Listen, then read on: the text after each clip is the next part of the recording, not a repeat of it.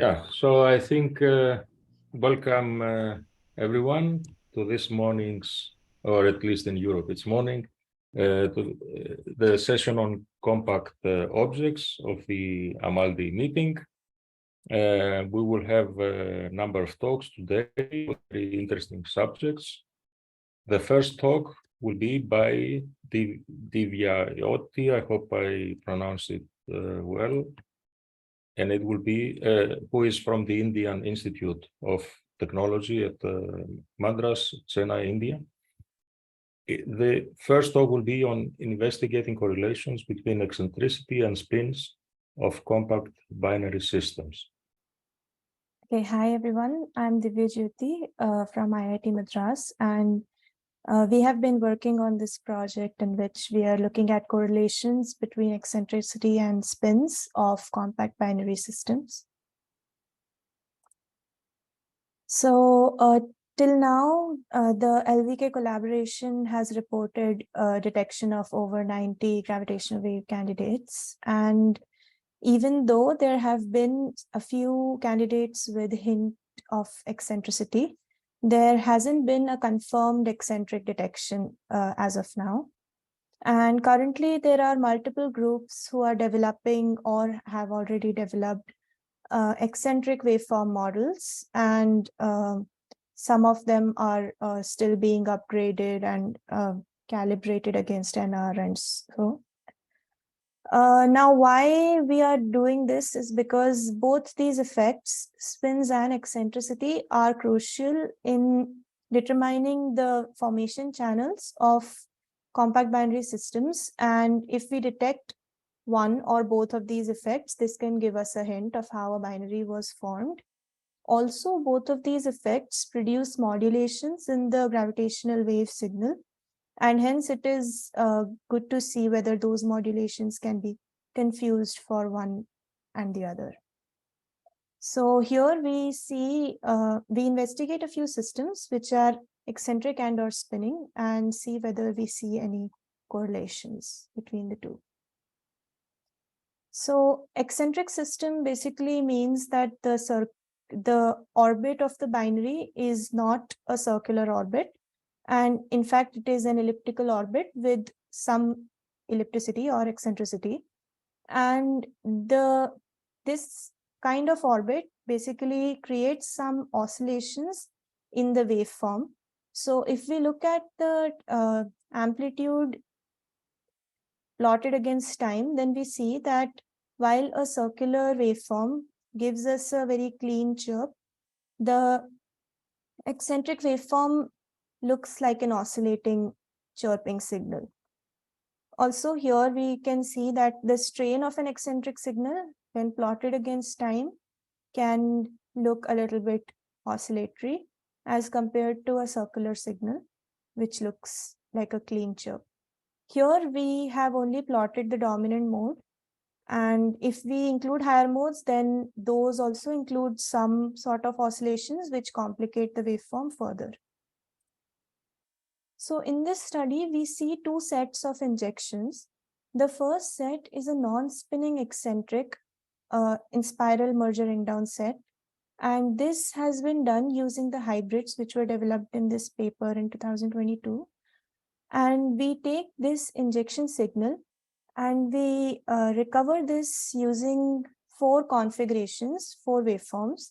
So the first one is non-spinning configuration. Then we go to align spin, precessing spin, and then we see how it is recovering with non-spinning eccentric waveform. So the first three are circular, whereas the last one is eccentric. And once we are done with the non-spinning injections, then we move to the aligned spin injections. So here the injections are aligned spin eccentric in nature. These have been performed using the waveform TOB resum S. And again, in this, we perform recovery in different configurations of spins. So aligned spin circular, precessing spin circular, and aligned spin eccentric. All the results that I'll be showing in these slides will be at a credible interval of 90%. So we look at set one. So here we have injections which are circular, and injections which are eccentric. So the green shows eccentric injection all throughout and red shows circular injection. The various line styles here denote the types of recovery configuration. So solid is non-spinning, dashed is aligned spin, and dot dashed is precessing spin. The goal here is to see that if we have an eccentric injection, how well is it going to be recovered if we use a circular waveform?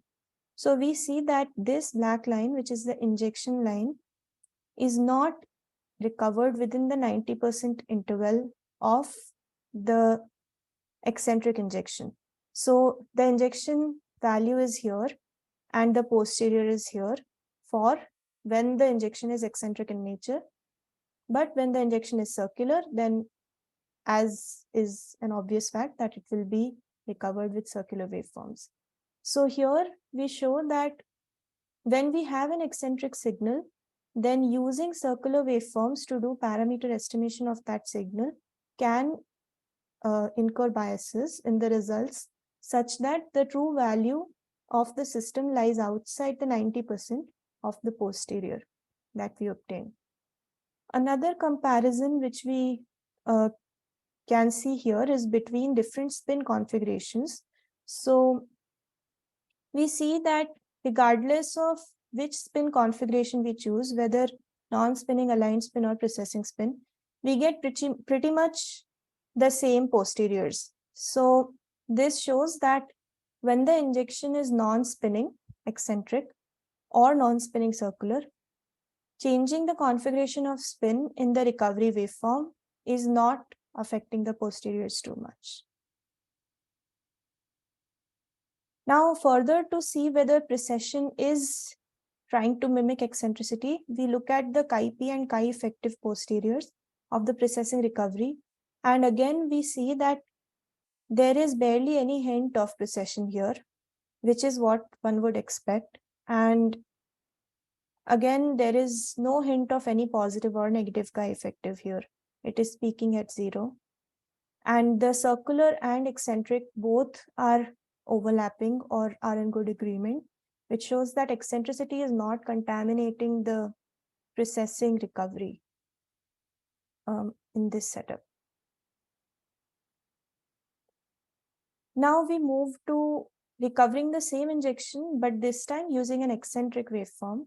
So here E stands for eccentric recovery. So here eccentric non-spinning recovery and eccentric aligned spin recovery, we see that the green curve is now recovered within the 90% interval. Whereas for circular, it was completely outside 90%. When we use an eccentric waveform, we can see that it is being recovered for both aligned spin as well as non-spinning cases. So for eccentric recovery, we have chosen the waveform Taylor F2 eccentric. The bounds on eccentricity are as shown here. So for mass ratio 2 and mass ratio 3 cases, so we see that we get some sort of upper bound on the eccentricity parameter. This is the injected value. And the waveform is able to recover the injected value up to some accuracy. We expect that this would be better if we use a full IMR eccentric waveform. Here we have only used an in-spiral eccentric waveform. So now coming to set 2. Set 2 is aligned spin eccentric injections. So here we are injecting a signal which is aligned spin and eccentric in nature. Here we have used TOB RISM-S to inject the signal. And again, we want to see whether if we try to recover this using a precessing waveform, whether we get any hint of precession or not. So here we see that again, green is the eccentric injection and it is completely lying outside the 90% interval. The true value is lying outside. Whereas when we use an eccentric aligned spin waveform to recover the same injection, it is within 90%.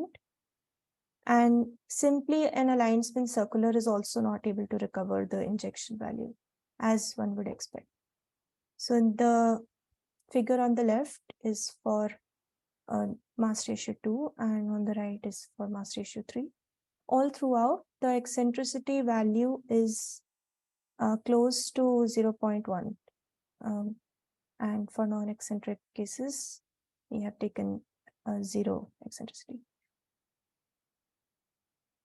So here we have plotted eccentric posterior along with chirp mass, mass ratio, and chi effective.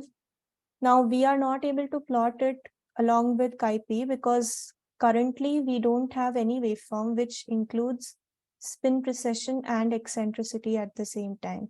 So we have some aligned spin eccentric waveforms, but we are yet to have a waveform which includes both of these effects, precession and eccentricity. So we have to investigate it in such a way that we have to inject an eccentric signal and recover using processing, and then try to investigate whether it is getting recovered and hence whether there is a correlation. So here between chi effective and eccentricity, we see that there is a mild correlation that is being shown in the posterior, but not too strong, mild negative correlation. And we see that eccentricity and chirp mass, of course, are very well correlated, as can also be deduced from the fact that chirp mass posterior is shifted considerably when we use eccentric injection in our analysis. So in summary, we have injected some eccentric signals and tried to recover them using both eccentric and circular waveforms. So we see that when we recover the same signals using circular waveforms, then we see clear biases in the intrinsic parameters for chi effective as well as for chirp mass.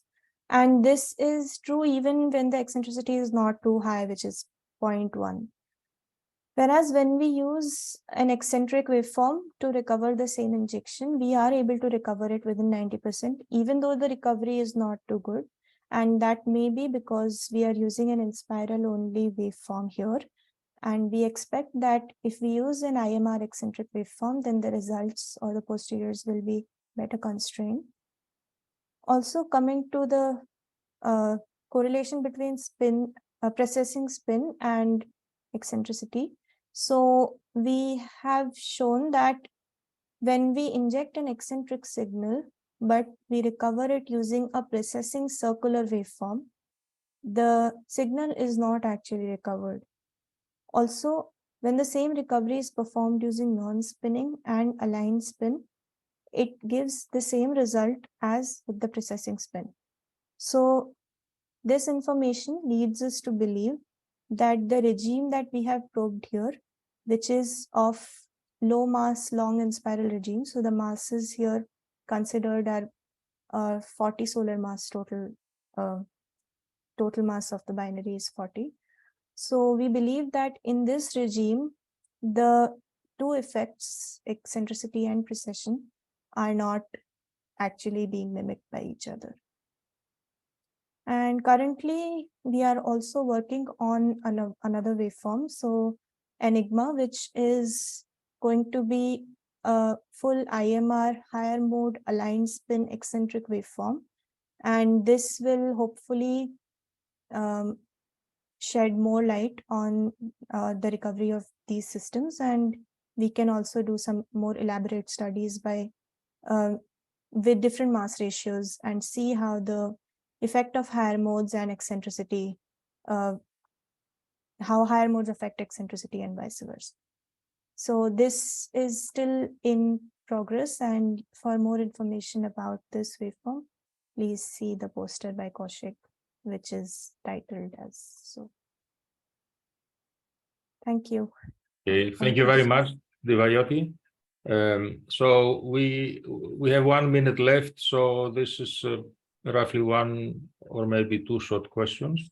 You can either write them in the chat or raise your hand to use the microphone.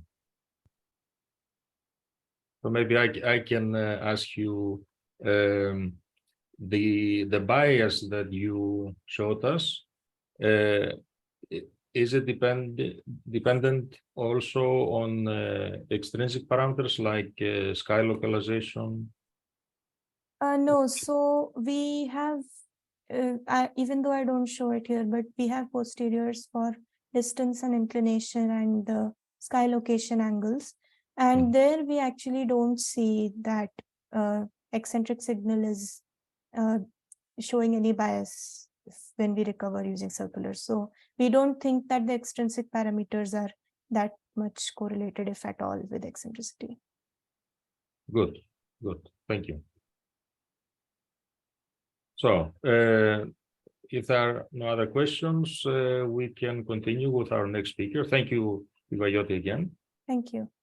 And our next speaker is Anson Ka Long Yip from the Chinese University of Hong Kong, who will talk about dynamics of gravitational wave signatures of highly magnetized compact stars. Would you share your screen? Hello, everyone. I'm Anson Ka Long Yip, a PhD student from the Chinese University of Hong Kong. Thank you for giving me this opportunity to present here. Today, I will present the dynamics and gravitational wave signatures of highly magnetized compact stars. So here are the co-authors of the presented work. So why we are interested in a compact star like neutron star? This is because of different extreme physical conditions inside neutron star. First, neutron star have the supranuclear density, which means that the density inside neutron star has the density regime that beyond the nuclear saturation density. In this density regime, the matter behavior of the particle inside is still unknown. So the concerning equation of state inside neutron star remain elusive.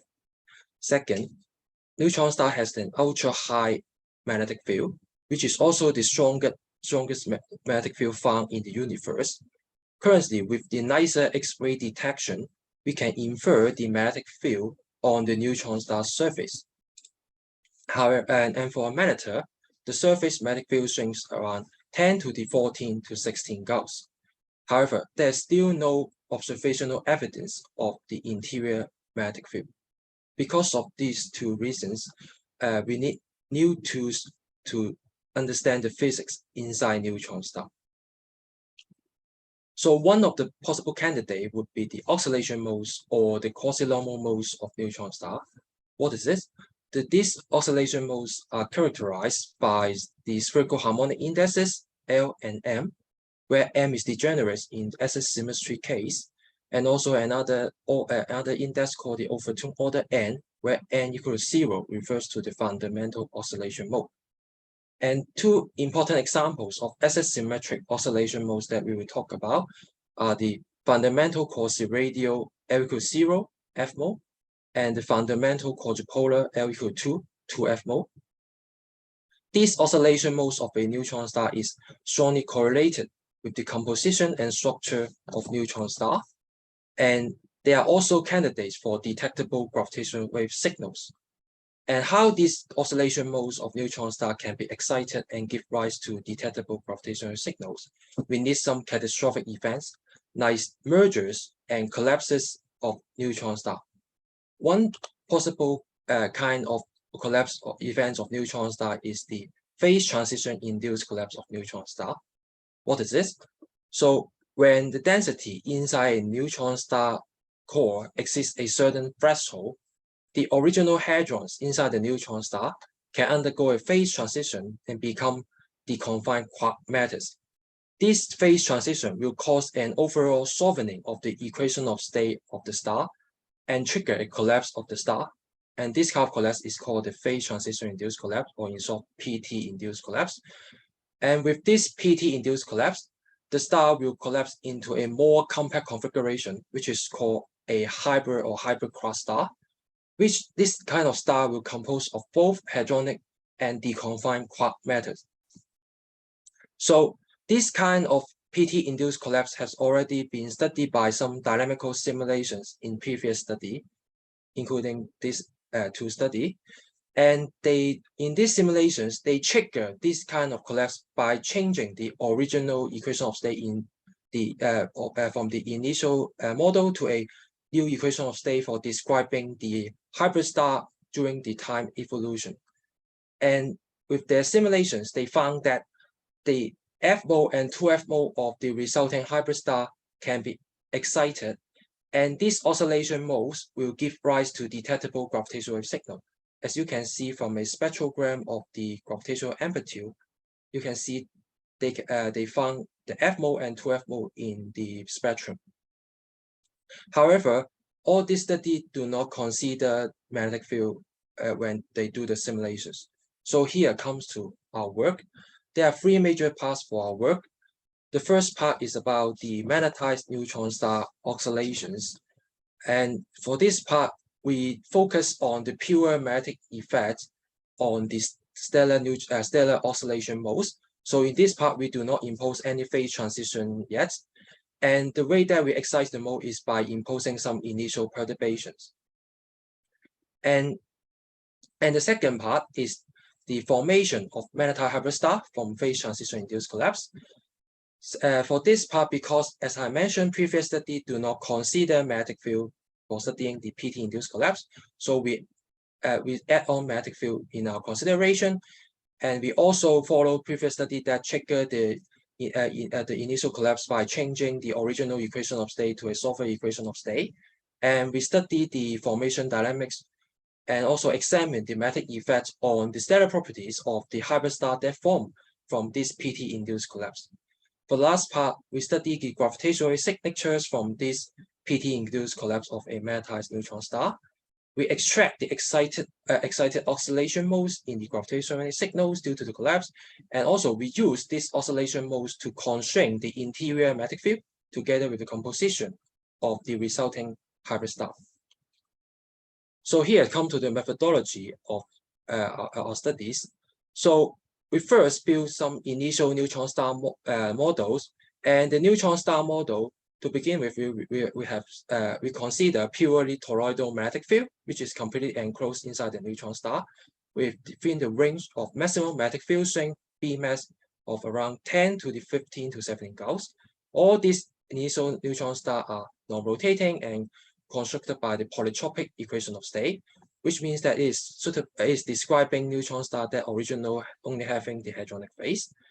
And then we use this initial neutron star model to perform dynamical evolution in 2D as a symmetry. We perform these simulations in a code called GMUNIL, which is a code that developed by our group.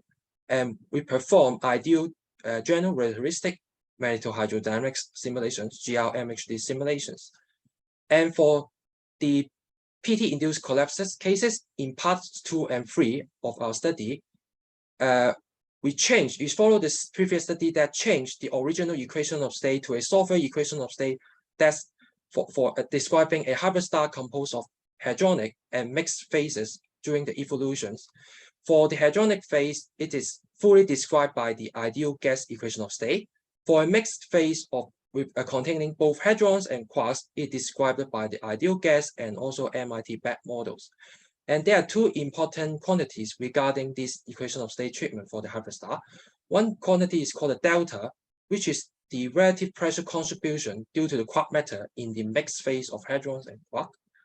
And another is a baryonic mass fraction of the matter in the mixed phase, MMP over M0, which means the baryonic mass of the matter in the mixed phase over the total baryonic mass of the resulting magnetized hybrid star.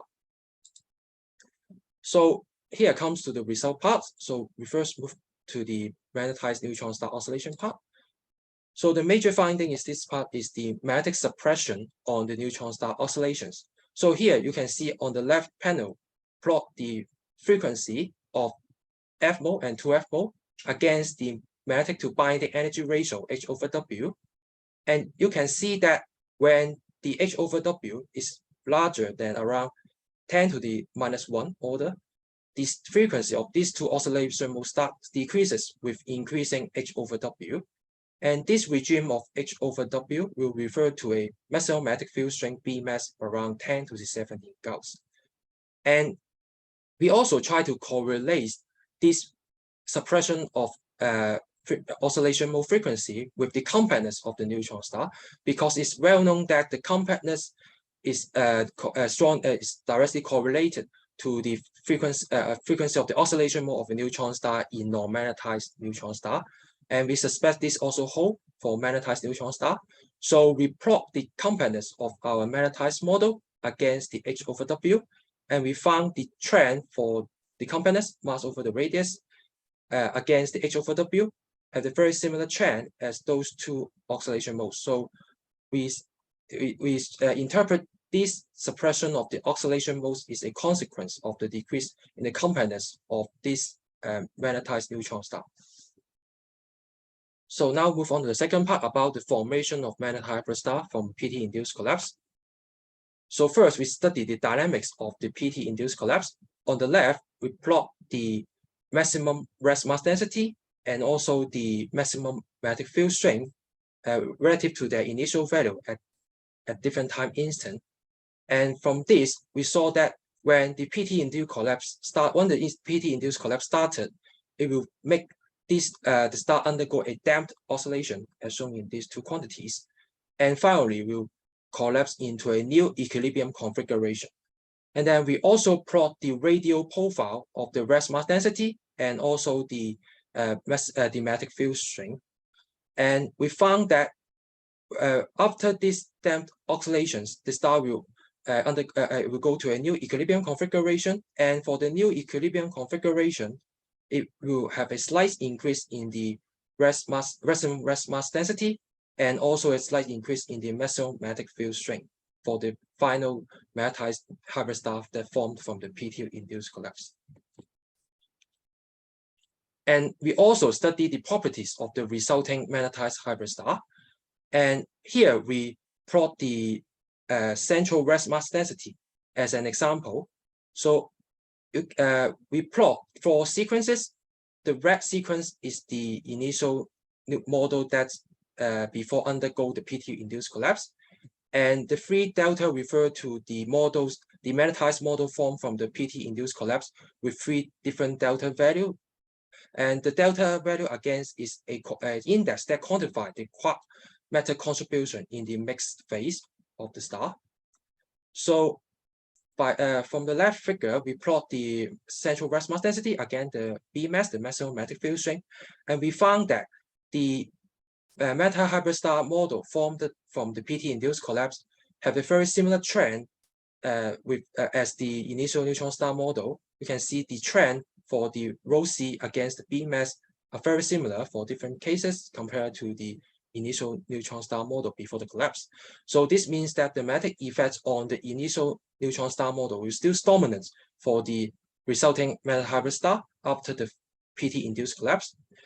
And we also plot against the matter fraction of the matter in the mixed phase against the B mass, and we found that this magnetic effect will directly correlate to the matter fraction in the mixed phase of the resulting hybrid star. And finally, we study the gravitational wave signatures from this PT-induced collapse. And in here, we would like to demonstrate that we are able to use the fundamental modes to infer the interior magnetic field strength.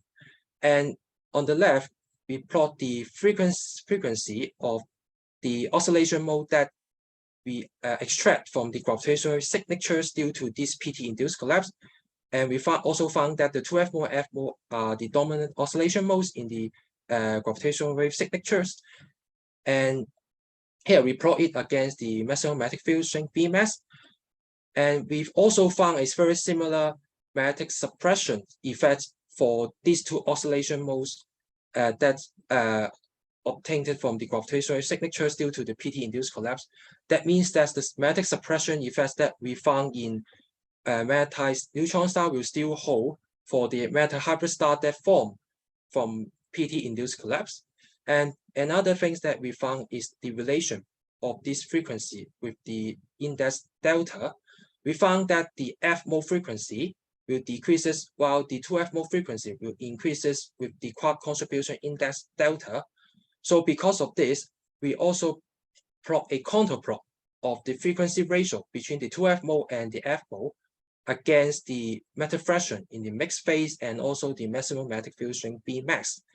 And here we can see that the value of this frequency ratio are located in specific regions in this plane. And this means that if we are able to measure the frequency ratio of these two oscillation modes from the gravitational signals, we are able to infer the values or constrain the values of these two quantities. So here comes the conclusion. So firstly, we found there's a magnetic suppression effect on the fundamental oscillation modes in highly magnetized neutron star with a magnetic field strength, maximum magnetic field strength of around 10 to the 17 Gauss. And then we also studied the magnetic effects on the magnetite hybrid star that formed from PT-induced collapse. And we found that the magnetic effect on the initial equilibrium model will still dominate in the ported hybrid star that formed from PT-induced collapse. And lastly, we also show that the gravitational waves from the PT-induced collapse can be used to extract the information inside the neutron star. And we have taken the maximum magnetic field strength B mass and also the matter fraction of matter in the mixed phase, MMP over M0, as two examples. So that's all for my presentation. Thank you for attention. Thank you very much, Anson. Are there questions? Yes, Suprabhu. Hi, thanks for the nice talk. So I have two questions. So first is regarding your first result, which shows the oscillation mode suppression, the frequency suppression. So you said this is mostly happening because of your compactness is decreasing. So do you say that still the universal relation with this F mode with compactness that we have for general non-magnetic field stars, so that still holds, and you are just because decreasing compactness, your frequency is decreasing, or it is a magnetic field effect different from that universal relation? Here we would like to show that because in previous study it's found that the compactness of a neutron star is directly correlated to different oscillation mode frequency. So because we observe this kind of magnetic suppression effect on the oscillation modes, so we try to plot against the compactness of the neutron star against the magnetic to binding energy ratio. And the decrease in compactness is due to the magnetic deformation of the neutron star, because with the increasing of the magnetic field strength of a star, it will deform the star in a greater and greater extent, and causing a reduce in the compactness. And we found that this trend is very similar to the decreasing trend to these two oscillation modes. So we interpret this as a result of the magnetic deformation and cause the decrease in the compactness of the magnetized neutron star. So the universal relation still holds, like for FC universal relation that we have for non-magnetized star. Sorry, what kind of universal relation are you talking about? So there is a universal relation called F log or FC relation. So your F mode frequency will be universally related to the log number, or similarly the compactness also. So sorry, can you repeat your question? Sorry. So F mode, this F mode frequency, there is a universal relation independent of your equation of state that relates to the compactness. If you consider a non-magnetized star also, So you are saying that universal relation is still holding, even if you consider magnetized star. At least for our cases is still holding for the for this relation, but we still need further study to verify whether, for example, this different kind of magnetic field geometry will still cause this kind of effect still. And another small question, like for this high magnetic field, you only consider the effect on the geometry of the star and not the equation of state, right? Your equation of state is still independent of magnetic field. The equation of state. Yeah. The magnetic field we are considering is the geometry is the purely toroidal magnetic field, and for the first part without the phase transition, we are using the polytropic equation of state, and for the phase transition in this case, we are using the ideal gas and also the MIT back model because we need to describe the quark method. Okay, thanks. Thank you. Thank you for questions. Any more questions for Anson? We still have time. So maybe I can ask a couple of questions. One is about the detectability of gravitational waves from such an phase transition induced collapse, which you mentioned at the beginning of your talk. Now, what would be the event rate of such an expected phase transition induced collapse, and out to which distance would you need to be sensitive in gravitational waves in order to have a reasonable event rate? Sorry, mean the detectability? Yes. So you mentioned at the beginning of your talk that one could possibly detect gravitational waves from such a phenomenon. And the question is about the event rate. How often would you expect current or future generation detectors to detect such a source? It will related to the host of this kind of event, and although I didn't mention in the talk, and the possible host for this kind of phase transition induced collapse will be the neutron star that just burst from the supernova explosion, and also neutron star in a that have some accretion in a binary system. So for the event rate, it will depends on the event rate of these two kind of hosts that holding this kind of phase transition induced collapse. And for the detectability, as you can as we have also studied about this, we have studied the frequency range of these two FMO and FMO, and it will be will be detected in some next generation detector like the ET and also Cosmic Explorer with in their sensitivity range. Yeah. Yeah, but you don't have some figures about the event rate, even for using a third generation detector right now. I don't have I don't have this kind of figure right now. Okay, thank you. And let me check. Yeah, we have a couple of minutes more. Then I can ask a last question. This is about the magnetic field configuration that you chose. A purely toroidal magnetic field structure is known to be unstable. Are you planning to look into mixed magnetic field configurations that are stable?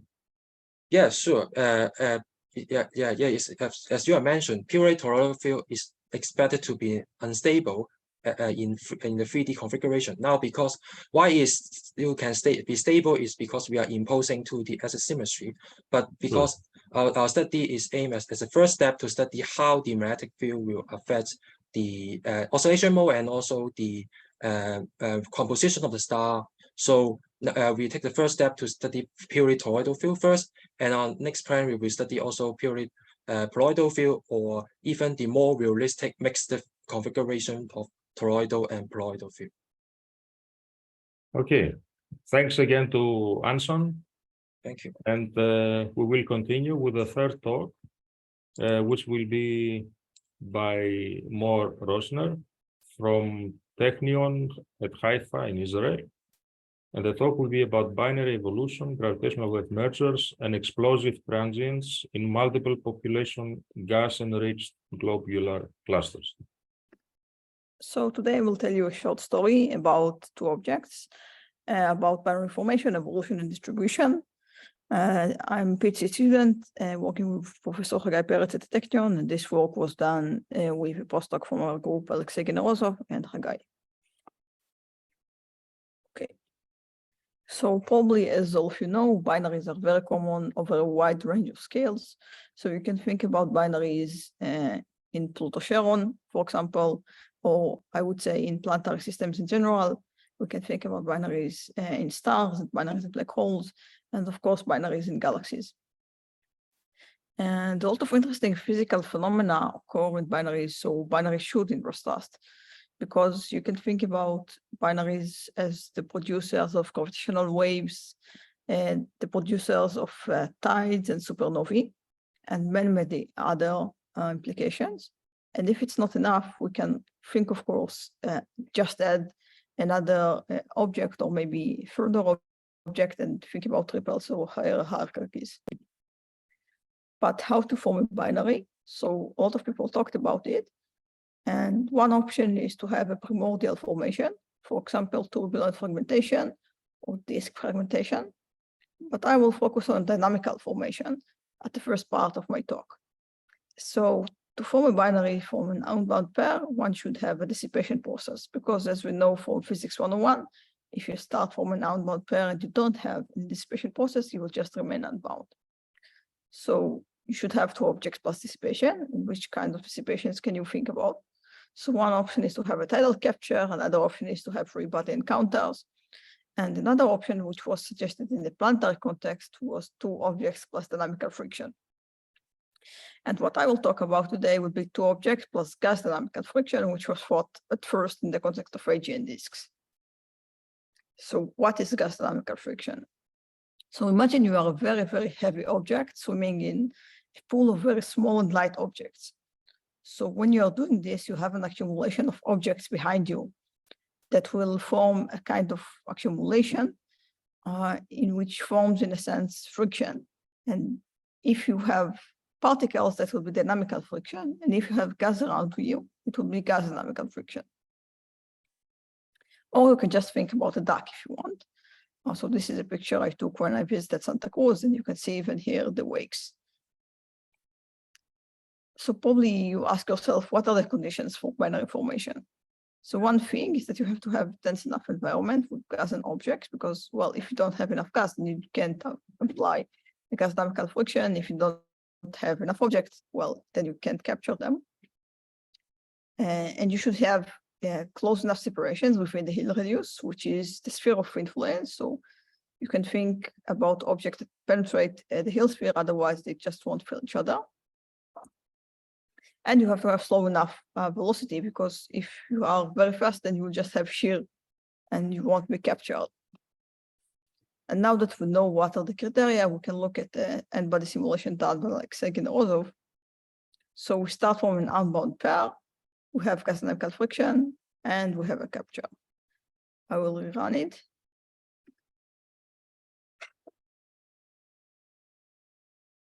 Okay. And we can look more closely at this capture and analyze it.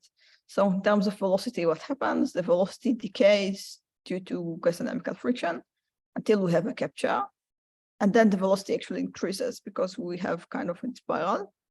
In terms of same major axis, the same major axis increases until we have a capture, because in a capture, in a sense, well, theoretically, we have infinity same major axis because the energy should be zero. And then the same major axis decays due to gas dynamical friction. And in terms of eccentricity, the eccentricity is very high to begin with because we are unbound. And then we reach one in a capture. Then we are moving to an elliptic orbit. The eccentricity decreases a bit, but then increases again. And we can derive analytically the conditions for such a capture. So what we want to say, we want to start from an unbound pair and dissipate the whole energy via gas dynamical friction. So this is the expression for dynamical friction force. It scales as 1 over the relative velocity squared. And we want to calculate the work done by this force and equate it to an unbound, the energy for an unbound pair. Okay. So what is the rate of this gas-assisted binary capture? So this will be a simple and sigma v integrated inside the relevant regime. So what is the relevant regime? From the calculation slide earlier, we know how to calculate the critical velocity and extract it from the expression here. So put it in the integral and integrate from 0 and up to this critical velocity, because for high velocities, we will just have shear. So N will be the number density of background stars.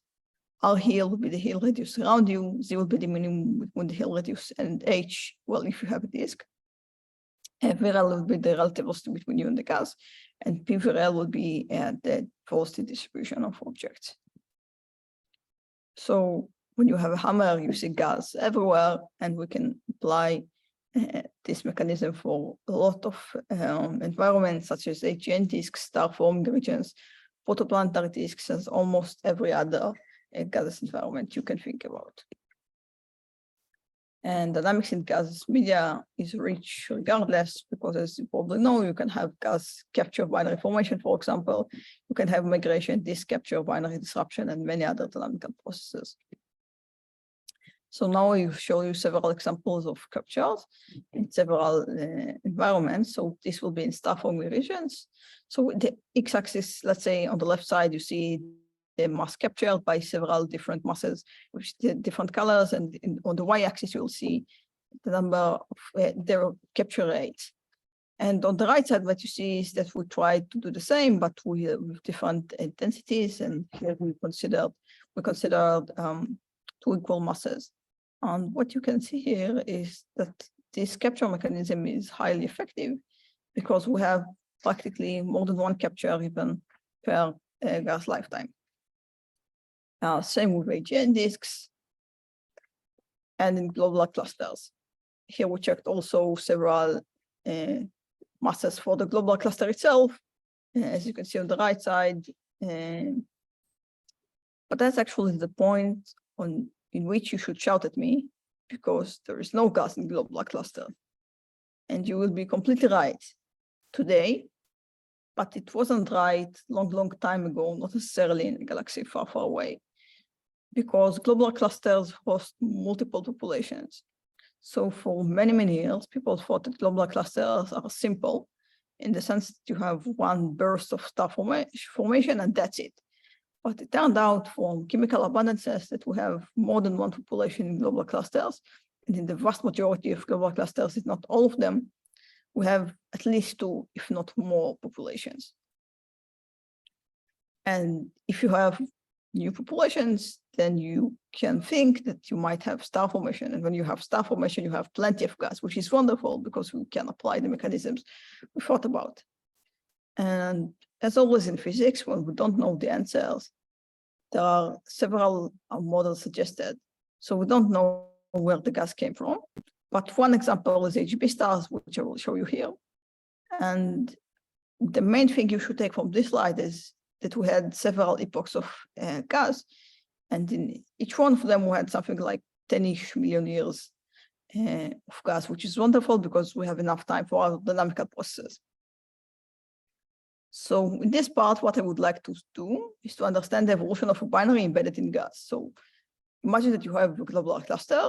It is full of gas because now we are forming, let's say, the second generation.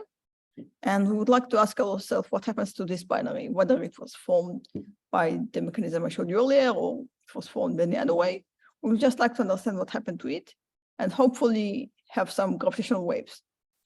So to begin with, I will start with non-eccentric evolution, and I will just solve the equation for some major axes. So what are the components I have to include? I have to think about gas dynamical friction, free body hardening, and finally, if we're lucky, gravitational waves. And it turns out that life is easy in that thing because we can even separate between the regimes. And for every scale, another force will be most important. So for very large separations, gas dynamical friction is the most important thing. So this is the force I showed you earlier. It's scaled as 1 of the relative velocity squared, scaled with the mass, and with the separation in the power of 3/2. Okay, and it's very complicated. You can think about a dynamic duck, and it is actually not entirely a joke, because what you can see here is that you have interference between wakes of the two ducks, etc. It's a high nonlinear problem, which is very hard to solve. And this is also the case for our binaries. So maybe it is a good point to bear in mind that our model might be still improved and we have a lot of work to do to become more realistic. And on the intermediate regime, we have free-body hardening. So as you know, Hagey's law from 1975 claims that hard binaries get harder and soft binaries just get softer. So if you start hard, you will get harder and it will happen in this rate. And it scales, of course, with the background density of stars near you, because if you have more stars near you, you will have higher density, more kicks, etc. And it scales with the separation squared and the typical velocity, etc. So this is the equation for this part. And if we are lucky, then we will emit gravitational waves. This will be the Peters equation shown here that you all know and love. Okay, so now it's time for some plots. So on the x-axis, what you see is the time in million years. And on the y-axis, you see the separation in AUs.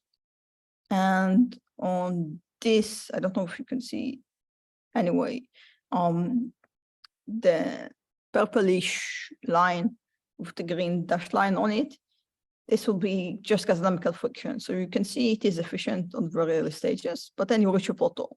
Why does this happen? Because you don't have gas anymore practically in the cluster. So for here, you consider timescales of 50 million years. So you don't have gas after all, but what happens then? Then you have free body hardening, which is very helpful. And then you should look at the other purple line, and you see this decrement. And together you can add also gravitational waves, and you can see that you have gravitational waves within a Hubble time, which is wonderful. And the dashed line means that if you touch it, you will reach gravitational waves within a Hubble time, roughly. And it turns out that this mechanism is highly efficient. In what sense? So we calculated what would be the widest binary that one can have. And it turned out that all the wide binaries within the cluster, if we have enough gas, will be able to merge, which is wonderful, I think, as you can see here. Okay. So what happens in an eccentric orbit? So the gas dynamical friction is a very strange force, if you think about it, because it scales 1 over the relative velocity squared. So think about the relative velocity as being the Keplerian velocity, let's say. Then you have the largest force at the apocenter rather than the epicenter, rather than the pericenter, meaning that actually you will get more and more and more eccentric if you have a flat density profile. So we went back to our pen and paper to solve the orbit average equations, which I won't scare you showing them.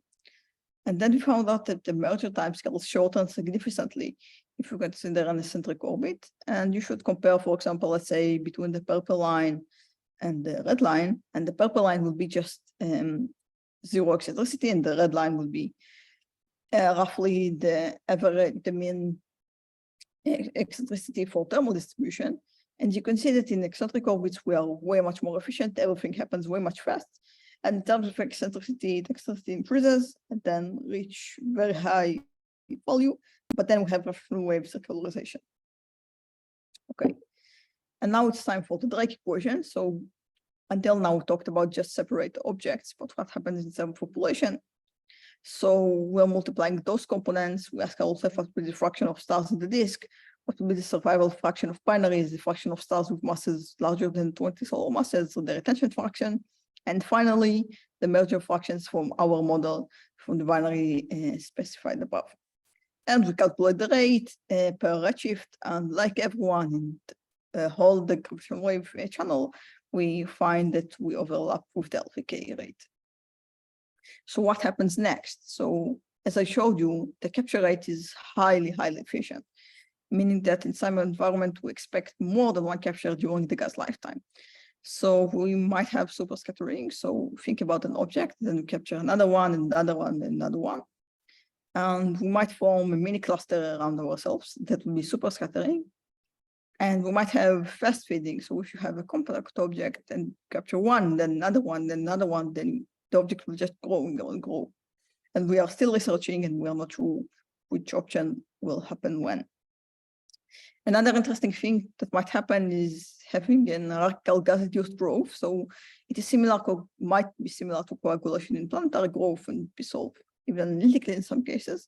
But I think it's the following. So think about a binary, you might merge it, then another binary will merge, then you merge the result together, etc., and you have gas-induced growth. And if it's not enough, you can put gas on everything and have gas accretion.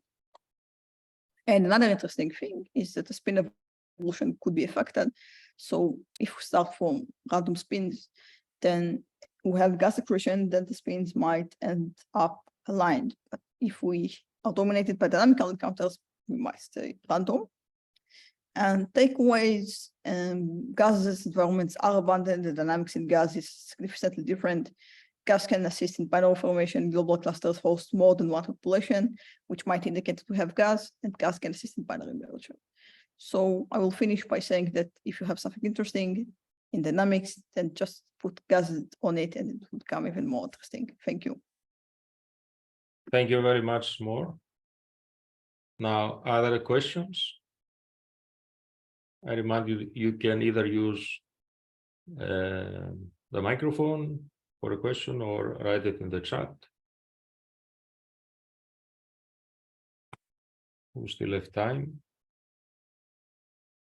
So More, what would be the next steps in this direction? Also, there are several steps, I would say. So one thing will be to think about few body dynamics in gas. So that will be to understand the superscattering, for example, and the fast feeding thing, to understand how hierarchical growth will look like. Yeah, so there are many questions that might be solved. And we also have a channel working on hydrodynamical simulations to understand better what is going on here, not in analytical code. Mm-hmm. What kind of resolution do you need in these simulations? So I'm responsible mainly for the analytical part. So for the hydrodynamics, you might ask someone else. Okay. All right. Thank you very much again. We will now take a short break and we'll be back in 13 minutes from now. All right. So we are back with our session on compact objects. And the next speaker is Rosa Poggiani on, I hope I pronounce it right, on the LIGO Virgo KAGRA O3 run and the multi-messenger observations. Okay, first of all, thank you very much for the opportunity to present this talk. I'm Rosa Poggiani from University of Pisa, and today I will summarize the investigation performed by LIGO Virgo KAGRA during the O3 run, with a special focus on the compact binary coalescence and the multi-messenger observations. The observing run O3 can be summarized as follows. It has been split into two sub-runs, O3A and O3B, and which covered the period from April to October 2019 and from November 2019 to March 2020 with a stop due to the pandemic. In nuts and bolts, the interferometer duty cycle for all interferometer basically improved compared to the previous runs, and all of them are above 71%. The sensitivity of the O3B run is shown in the top panel of the rightmost column, and the network duty cycles also improved compared to the previous run. And we have good numbers, almost 100% of time as there was a single interferometer in operation, more than 80% of time there were at least two interferometers in operation, and we had a triple three interferometer in operation at the same time for about 50% of time. A relevant news for the O3 run was that the alerts of gravitational-wave were public and were distributed to the GCN network. If you want to compare the improvement in sensitivity of O3b, for example, compared to the previous run, you have to have a look at the bottom panel to the right, and you see that for all interferometers, there has been an improvement by a relevant fraction. We started with the first detection. We moved on to the first detection of a binary neutral star merger. Now we are in the epoch of catalogs. All the events observed so far, all compatible binary coalescence, being collected in 4 catalogs. The first one, GWTC1, covering the first 2 run, O1 and O2 with 11 events. Then O3A was the subject 2 catalogs, GWTC2 and GWTC2.1, with a total of 44 events, and the O3B run was covered by GWTC3 catalog with 35 events. The cumulative number of detection is shown in the left panel, and we see that we have a total of 90 events of the 3 runs in this cumulative approach. Most of them are binary black hole mergers, but we have some binary neutral star merger, neutral star black hole mergers. I told you that the focus was on compatible binary coalescence, and I will start just to discuss the catalogs related to the O3 run and just focus on a few events with an accent of multi-messenger observation. The first catalogs related to the O3A run analyze the event choosing different thresholds about the false alarm rate and pinpoint several interesting events. There are several highlights. We have started exploring the black hole and neutron star mass distribution, and we have moved from binary black hole merger with almost symmetric mass to a broader variety of events. For example, GW900412 was the first detected binary black hole merger with very asymmetric mass, pointing to the necessity of using high-order harmonics in the analysis. Then we have the long-awaited GW190425, more later about this. And we have some evidence that the spin is not obvious. So we have events with small effective spin, but for example, the event listed there with a large effective spin. And we have the first evidence of a final black hole in the mass range of intermediate brass McMall, GW190521, more later. And there is also an ambiguous event with a primary that is definitely a primary black hole, and a second that could be either a neutron star, a heavy neutron star, or a very light black hole, GW190814. The mass, the mass ratio as a function of the mass shows you there is a broad variety of mass of the black holes involved, just going extending above 100 solar masses. The GTC TC3 catalogs added other events, and the special focus is on the discovery of neutron star black holes, in particular GW 200115, which is a clear neutron star black hole merger with a neutron star with a very classical mass. But also in this case, there are events which could be either neutron star black holes or something intriguing at GW 190814. Having catalogs allows you to just to understand the population of neutron star and black holes. And you have just, there has been other presentation at this conference, so I will be brief here. Black holes, the black hole primary mass distribution as something which is related to something ubiquitous in astronomy, which is the inverse power law. But there seems to be some localized peaks. If you just go, for example, just in detail, and there are overdensities, whatever model you choose to examine with respect to the power law. And so these are important information to understanding the the formation mechanism. And for neutron star, we see that our samples include neutron star with higher masses compared to the population you get when you study the galactic binary neutron star and also the isolated ones. And this population study with our larger number of events has allowed estimation also the merger rates of binary black holes, binary neutron star, and neutron star black holes.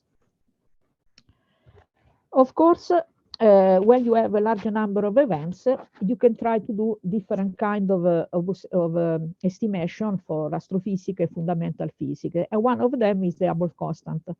And in the past, we have GW 700817, a bright siren with an electromagnetic counterpart, you know everything, which allowed to measure the Hubble constant with good precision. Following the original proposal by Schutz, the Hubble constant can be estimated also using dark sirens. It has using events with no electromagnetic counterpart and galaxy catalogs for redshift estimation, and something like that. So the recent catalogs has allowed to perform a new determination of the Hubble constant using dark sirens, more than 40 binary black hole events. And you see we are around, we are just in the ballpark of the classical estimation of the Hubble constant, but you see there is still this tension between the Planck and the Schutz estimation. From the point of view of the test of general relativity, we can be very brief. Whatever thing you try to check, the compatibility of the waveform in different parts of the decay, the dispersion of gravitational waves, exotic modes, post-merger echoes, and so on, general relativity fits very well the data we observe. So here it's a triumph of general relativity in this sense. What is interesting that the events of the O3b catalog has been the subject of several multi-massive investigation. In this plot, you find the estimation of the luminosity distance and with the information also of the localization region.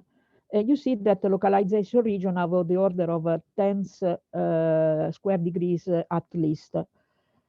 And so the most interesting event I will briefly mention now have been the target of so many of different observations over the whole electromagnetic spectrum of neutrinos, with low latency times for alert distribution to the astrophysical community of the order of minutes, generally.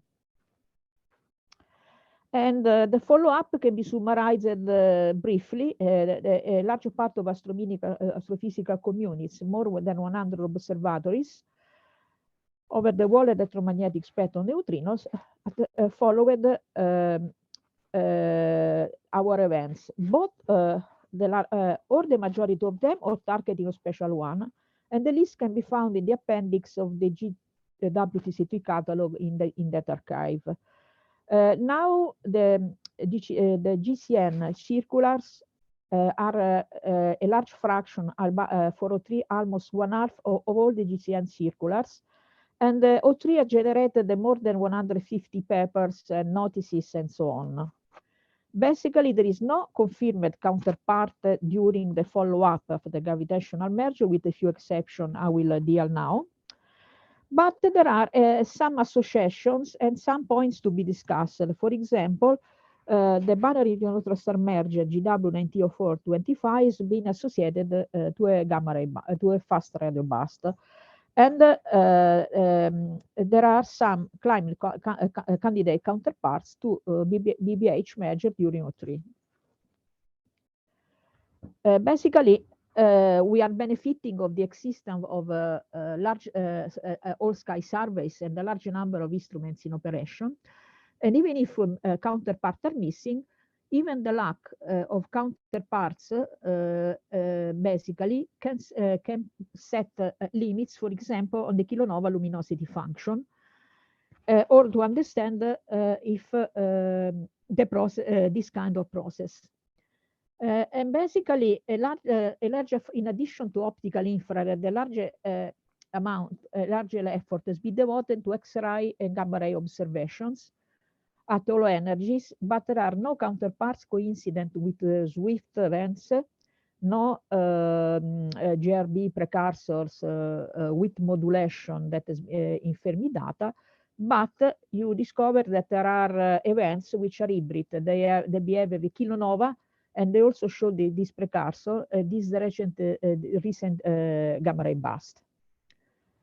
And for this, for the second binary neutron star event, there was a large amount of effort because there were two neutron stars inside. Luckily, the sky localization that you see in the picture was very poor, and the luminosity distance was 4 times larger than for GW700817.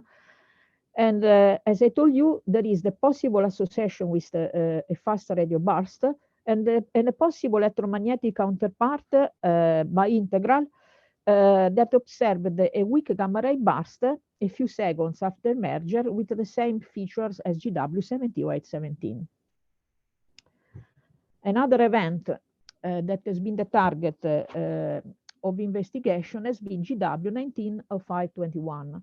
This event is very interesting because it involves two quite massive black holes that are related to the Paris stability mass gap, and the final black hole is just in the realm of 150 solar masses. There are different interpretations to this event. It could be an eccentric binary black hole, or could be a black hole not eccentric but with other things. The sky localization is unluckily is not is almost 100,000 degrees. For this event, an electromagnetic counterpart had been suggested post-mortem. A transient in Zwicky transient factor observation has been observed 1 month after the merger, and this transient is the flare of AGN, and could be due to the transient could be associated to the binary black hole merger, but occurring in the accretion disk of an active galactic nucleus. And this association is has been debated by some authors, but this is an example of doing the follow-up, going to the archive and checking what's happening. For GW190814, the event with the not the ambiguous secondary, I can simply say there is no electromagnetic counterpart, and that's very sad because the sky localization was of the order of in the ballpark of 10 square degrees. And for the neutron star black hole mergers, you see that we have basically no electromagnetic counterpart. We are quite confident this event are neutron star black holes, but you see there was not too much hope to find an electromagnetic counterpart because the best localized events is localized within 600 degrees, square degrees. The compact binary collections are not the only investigation that has been performed in Euro 3, because there has been targeted searches for possible gravitational events in association to gamma ray burst detected by Fermi and Swift, and looking for different kind of merger has been negative. There is no gravitational association. And the same job has been done for the gravitational wave transient associated to fast radio bursts. And again, there has been no gravitational association.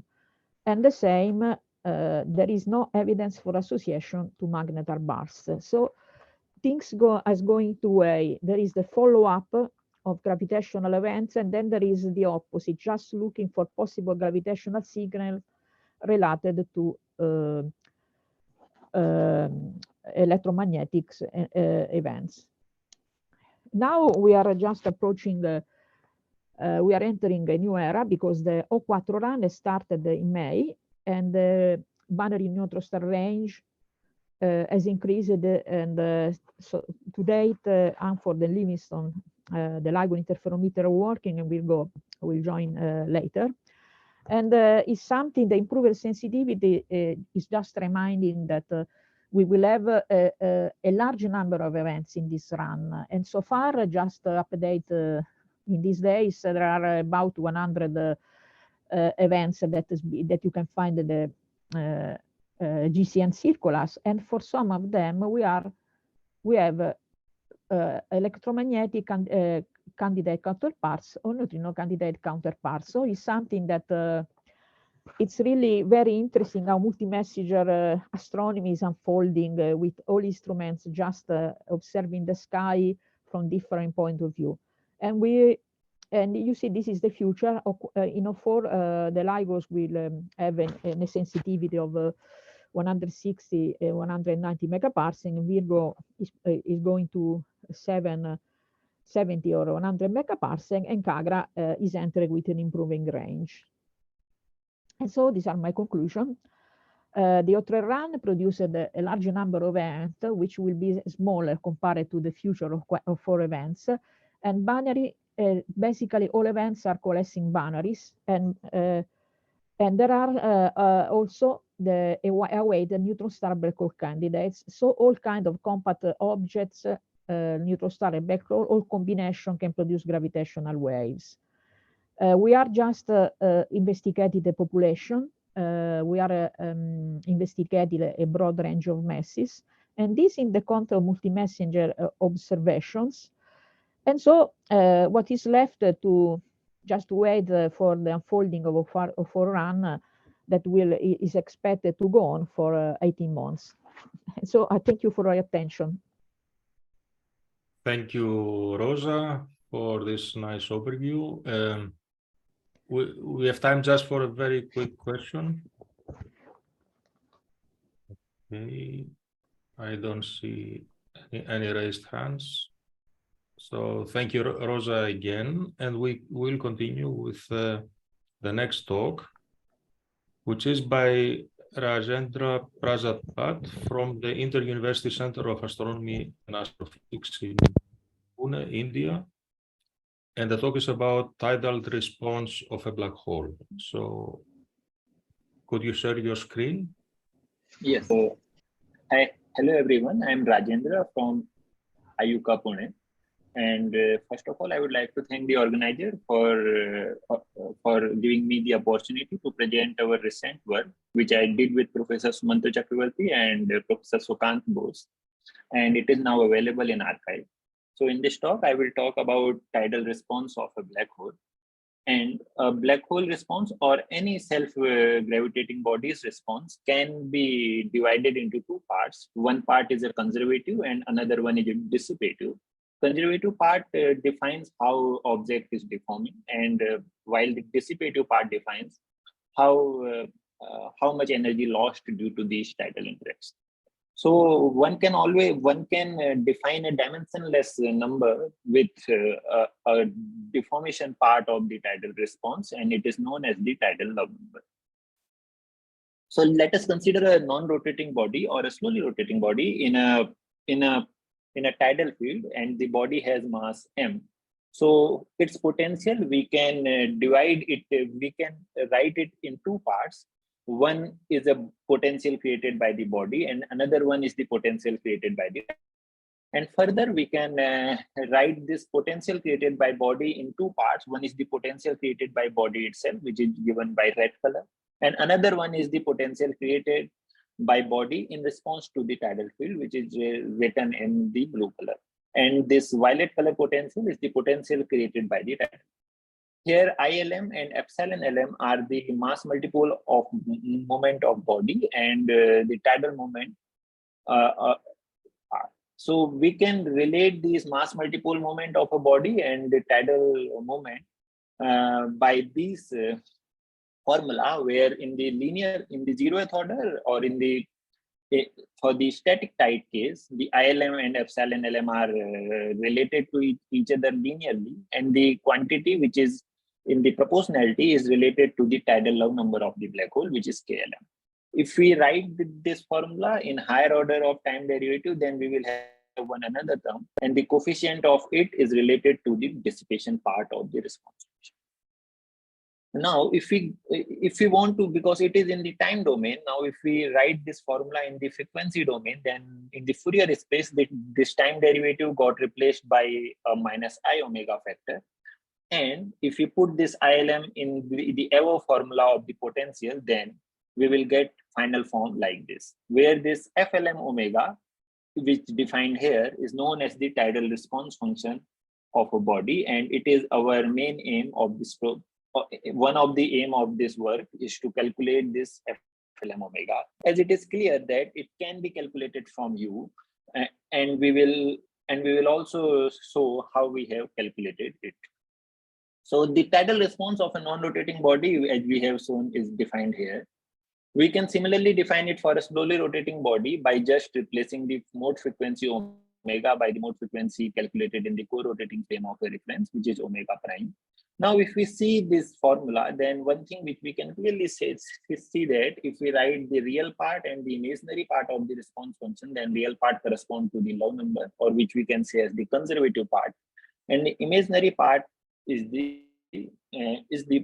dissipation number. But if we see, there can be another definition possible, is that the 0th order term or the quantity which is independent of omega prime is the low number, and the quantity which is dependent on the omega prime is the dissipation number. So it gives us another definition too, and we will use both of these definitions to calculate the tidal response of a black hole.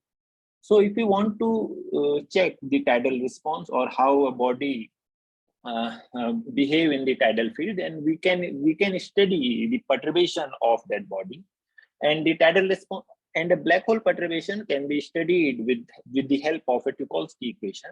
And Tucholsky equation define equation in terms of the quantity related to the Weil scalar.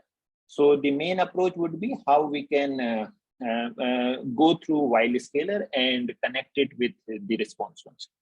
So if in the Newtonian limit we calculate Weil scalar psi4, then we can see that this in Newtonian limit it is directly related to the response function. And if we calculate if we see the coefficient of r to the power minus 12 minus 1 factor, then it will be our response function, and we will calculate it.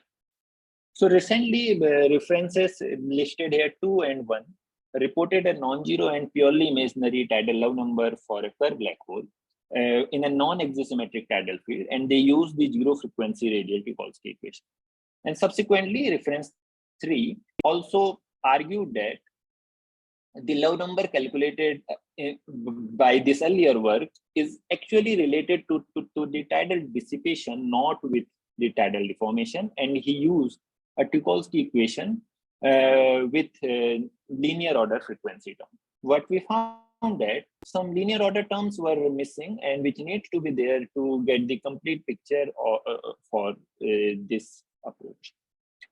So to just show that the Tucholsky equation, we can write this psi4, which is a Weil scalar quantity, and we can decompose it in the all coordinate, in the ingoing Kerr coordinate, where this RR is the radial part of this Tucholsky of the psi4, or like it is of the rho to the power 4 psi. We can write a Tucholsky equation for this RR, and which is given by here. Where there are various quantities p plus minus, a plus minus, and b plus minus, and these are defined in here. So what we are going to do, first of all, we will define a transformation in this equation, which is given by this equation. What this transformation does, it kind of shifts our origin at the position of the horizon. It means now our horizon is at z is equal to 0. So if you want to work in the near horizon limit, then z closely approximately equal to 0 will be our horizon. So by applying this transformation, our Tucholsky equation will become this equation. And then we apply the near horizon limit and the small frequency limit in this equation. Then we can approximate the whole equation into this equation, where we have defined P1 or P2 quantity in this equation, which have this following meaning. this equation can also in general solve, and we have given this solution in our work at in the last appendix section. So this will be our master equation, and we will use this equation to get the radius. So first of all, what we did, we calculated for the Schwarzschild black hole. For Schwarzschild black hole, in our master equation, we put the rotation parameter to be 0. Then our equation becomes this. Now, as we can see that it is a second order differential equation, then it will have two independent solutions. While one of the solution can be neglected by applying the ingoing boundary condition at the horizon, then we are left with only one solution, which is given by this. And we have also applied small frequency approximation. Then, as we can see that the psi4 was related to RR by this rho to the power -4 factor. And for the Schwarzschild black hole, it is just proportional to psi4 is proportional to 1 plus z to the power -4 if we see the form of rho. So by putting these calculation here in the RR form, then we can write the radial psi4 as this equation, where there are some term Q1, Q2, and Q3, which we have defined here. And we can see that these are all of the order of 2.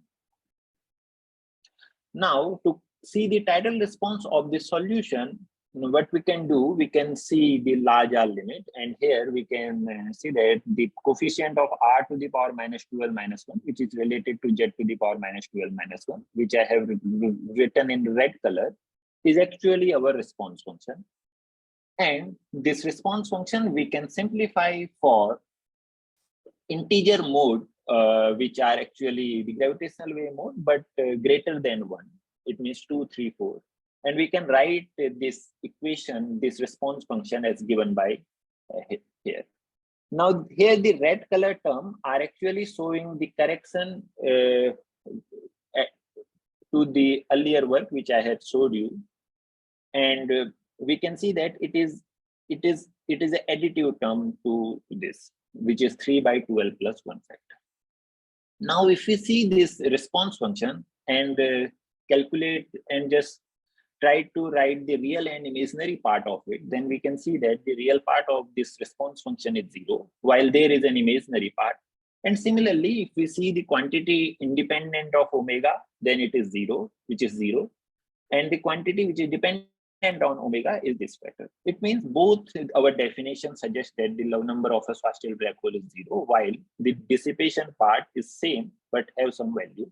And this term is a kind of correction to the earlier equation work. Similar analysis can be done for and here it is for given for the quantitativeness. We have compared both to result, and due to this additive factor, here we can see change correction to the imaginary part of the response. Similar analysis can be done for the slowly rotating black hole, and here too we have this form of response function, and Q1, Q2 are same as we defined earlier. Here too, this red color term is a correction term. So the response function for integer mode greater than 1, we can write this form as equation 1. Now, if we see again the real and imaginary part of the response function, then it is then the real part is 0, while there is some imaginary part. It means our first definition suggests that the Love number of a Kerr black hole, slowly rotating Kerr black hole, is 0, while there is some dissipation term. But since if you want to apply our second definition, then we should work in the body's co-moving frame. So we can write this frequency omega in terms of co-moving mode frequency in the co-moving frame, which is omega prime. So we have just written this form here.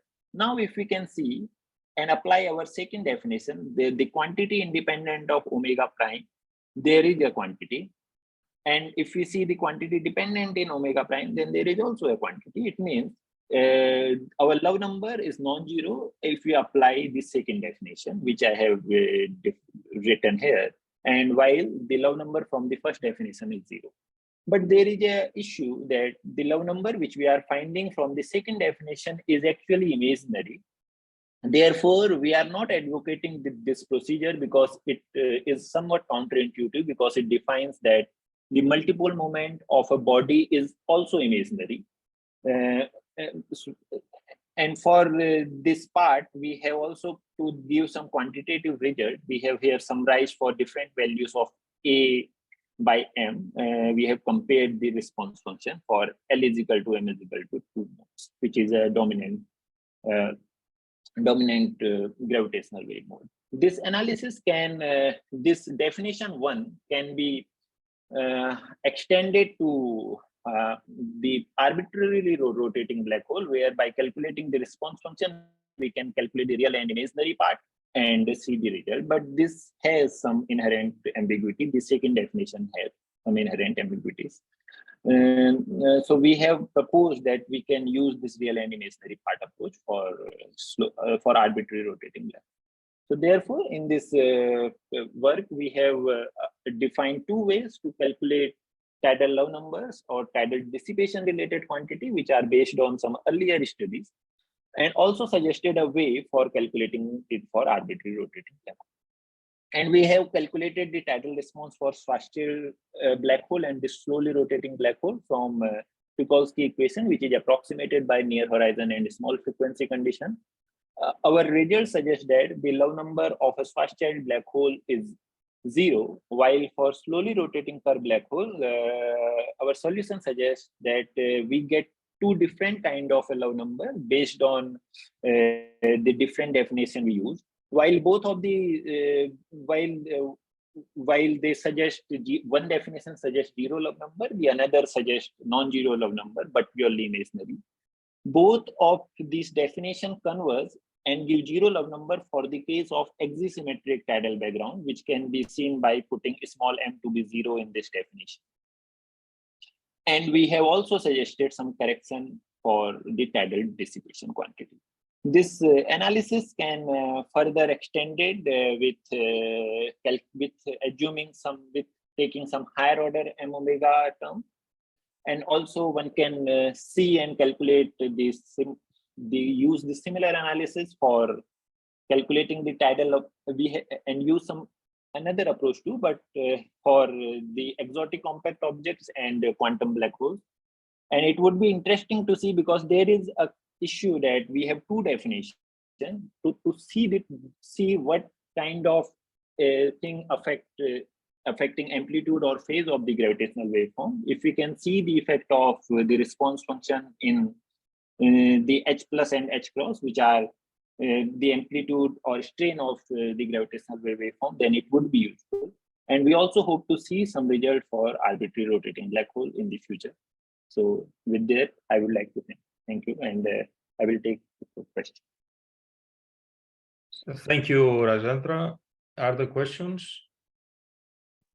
Can I ask you these 2 different definitions? Yes. Are they simply some redefinition of physical quantity that you can express in a different way, or are they exclusive and they lead to different consequences, and we need to test which one is the right one? Yes, exactly. This is the case. Like these 2 definitions are based on this form of the response function, and by observing this form of the response function, we can come across 2 different definitions if we are working up to linear order in omega.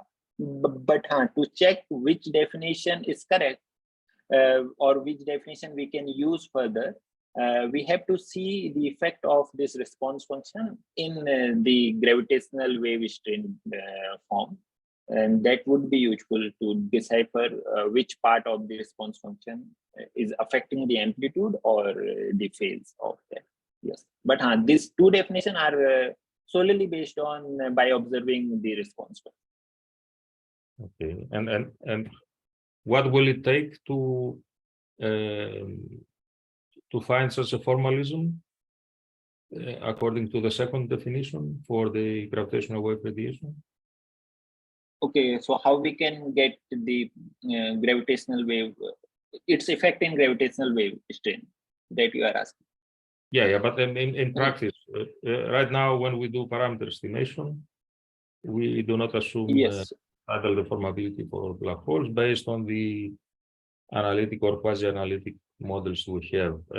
Here, I assume this will have to be modified, but how exactly will this be done, and what kind of effort will this be needed?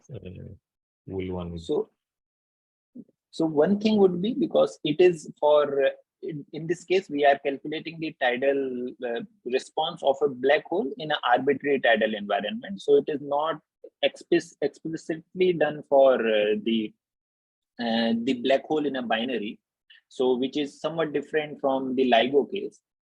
But one thing, how we can calculate it for like how we can get the form of H plus or H cross, like from the Tucholsky equation, we can calculate the far zone psi 4. And like from the Tucholsky equation itself, by seeing the form of psi 4 and how it behaving with respect to this response function, and we know that this psi 4 is related to H plus and H cross by double time derivative. We can write psi 4 is equal to H plus double dot minus IH cross double dot. From that, we can actually calculate the H plus and H cross. But this approach is for a single black hole, which is tidally deformed or tidally affected by arbitrary tidal environment. But it is not. This case is not exactly similar to the binary case, but can be helpful in the later phase, or maybe we can say in the ring down phase, or useful in the pre-inspiral phase, which is very earlier to the merger. There we can use, because in that case we can assume that the effect of the tidal field is very small, or the another orbiting body is very far. So in that case we can use that. All right, thank you again, and we move on to the next talk. Thank you. It will be by Pankaj Saini from the Chennai Mathematical Institute in India. And the subject is constraining the nature of dark compact objects with spin-induced octopole moment measurements. Okay, thanks. So hi everyone, my name is Pankaj. I'm a PhD student at Chennai Mathematical Institute. First of all, I would like to thank the organizers for giving me the chance to present this work in this conference. So this work is done in collaboration with N.V. Krishnendu. Krishnendu is a postdoc at ICTS. So in this talk, I'll be talking about constraining the nature of dark compact objects with the spin-induced octopole moment measurement. So various theoretical models predict that there exist exotic compact objects and that can mimic the properties of binary black holes and neutron stars. So the current observations of gravitational waves by LIGO and Virgo are consistent with black holes and neutron stars. But black holes and neutron stars can just be the two members of a broader category of these exotic compact objects. So there are exotic compact objects such as boson stars, gravis stars, fermionic stars, dark matter stars, and Procas stars. And these exotic compact objects can represent an alternative to the binary black holes. So the gravitational waves from these stars can be confused with the gravitational waves from the binary black holes and neutron stars. However, there are robust features of these exotic compact objects which are imprinted in the gravitational waves, and that can be used to distinguish them from binary black holes.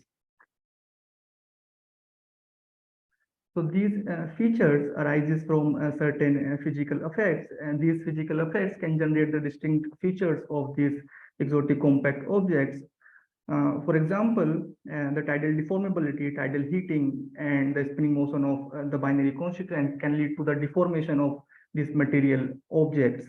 So this deformation changes the gravitational field outside these stars, and this change in gravitational field changes the changes the flux and the binding energy of the system, which are imprinted on the gravitational waves. So by parameterizing these physical effects in the waveform, we can distinguish the different classes of compact objects. So in this work, we focus on the deformations which are induced due to the spinning motion of the compact objects. So ideally, one should try to measure all these physical effects simultaneously in the waveform, but this is not possible because of the limited sensitivity of the current detectors. So we focus on the deformations which are induced due to the spinning motion of the compact objects. So Krishnendu et al. In 2017 proposed a method to distinguish between binary black holes and the non-binary black hole compact objects based on the measurement of spin-induced quadrupole moment.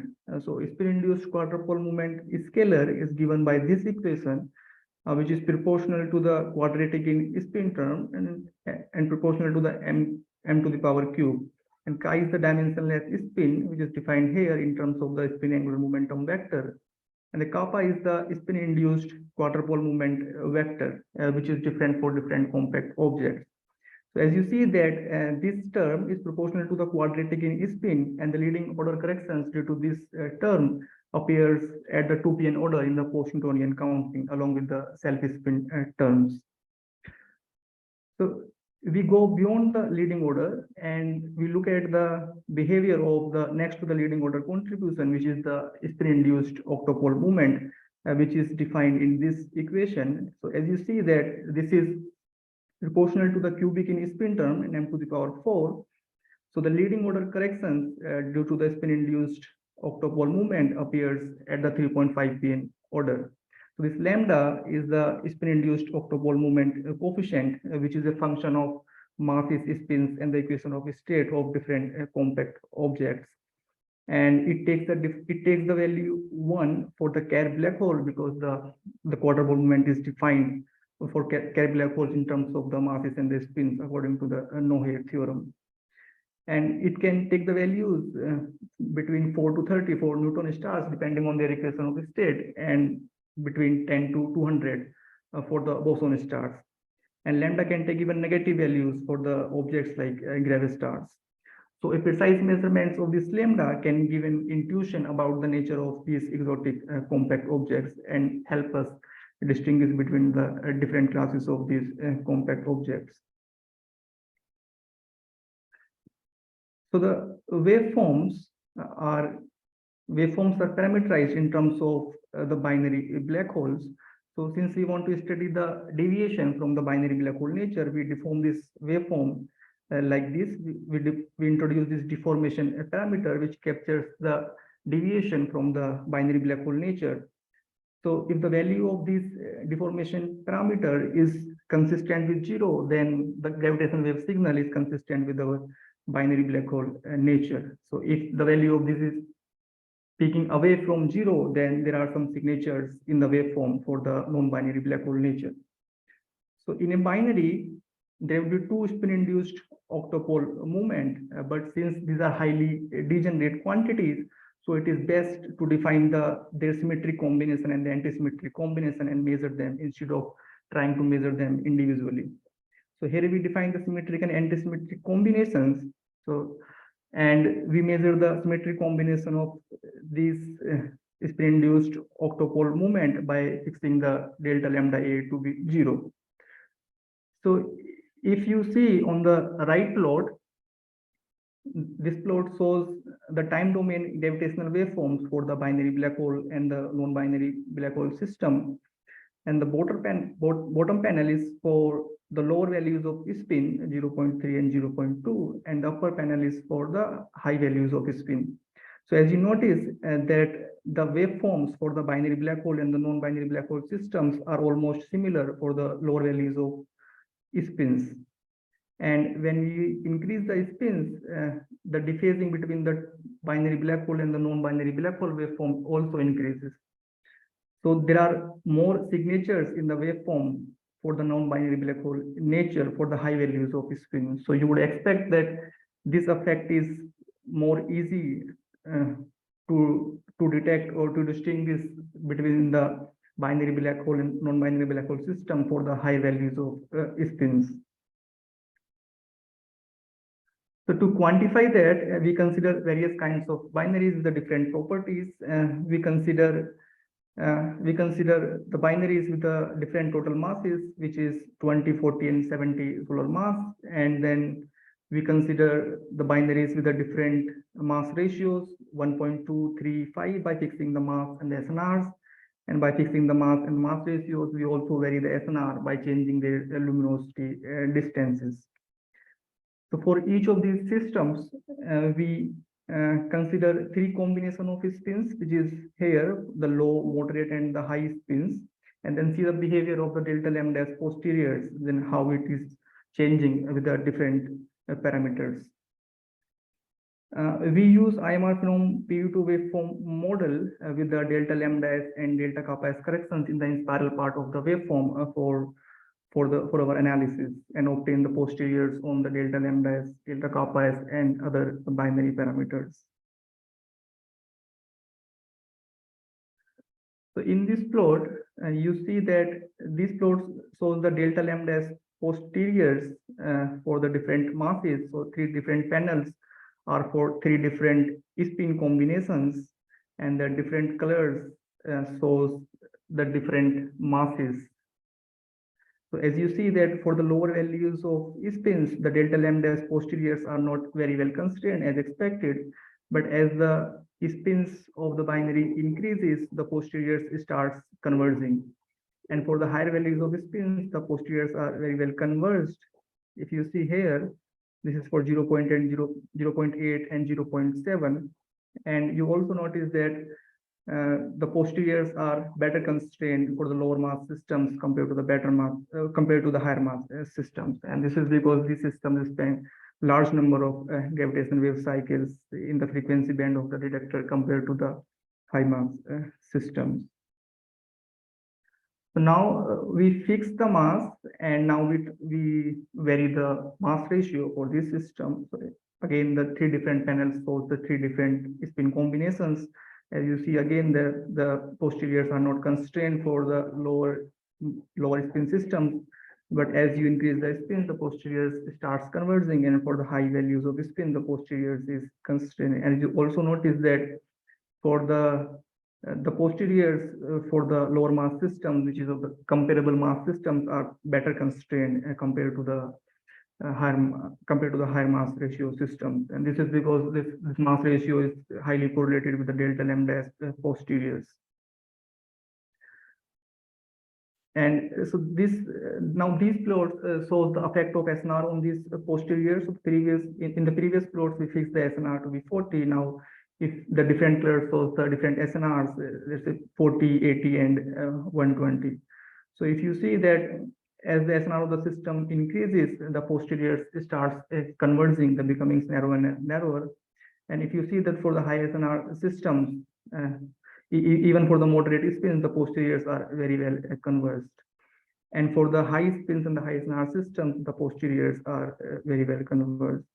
So these posteriors may give you an idea how the posteriors may look like for the third generation detectors, which would observe these binary events with the high SNR systems.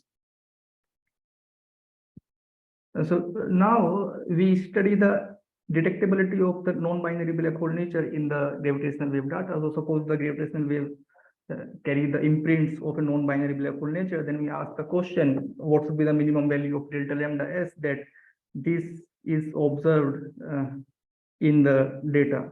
So the plot on the left hand side shows the different posteriors for the different values of delta lambda s. So if you notice that the posteriors are peaking around their true injected values, right? So here, if you see that this is for 15, minus 15, and so on. So if you notice that the delta lambda s is equal to plus minus 50, these posteriors exclude 0, which is the binary black hole value at 90% credibility. So we require a value of delta lambda s greater than 50 to measure the non-binary black hole nature in the data for these kinds of spins. And you also notice that the posteriors showing some kind of skewness towards the right and the left, depending on the value of lambda. So for the positive values of lambda, posteriors are skewing towards the right side, and for the negative values, they are skewing towards the left-hand side. And this can be explained by looking at the correlations of delta lambda S with the mass ratio. So in the left plot, if you see that this plot shows the correlation of the mass ratio with the delta lambda S for the positive values, and this is for the negative values of delta lambda S. So if you notice that the correlation between the mass ratio and the delta lambda S increases as the value of delta lambda S increases, and for both of the plots, and the correlations are opposite for the positive and the negative values of delta lambda S. So these features can be attributed to this correlation between the mass ratio and the delta lambda S. So now in the previous plots, we were measuring the delta lambda S by fixing the delta kappa S to be 0. But ideally, one should try to measure both of these delta lambda S and delta kappa S simultaneously to understand the true nature of the binary. So in these plots, we saw the simultaneous constraints on delta lambda S and delta kappa S.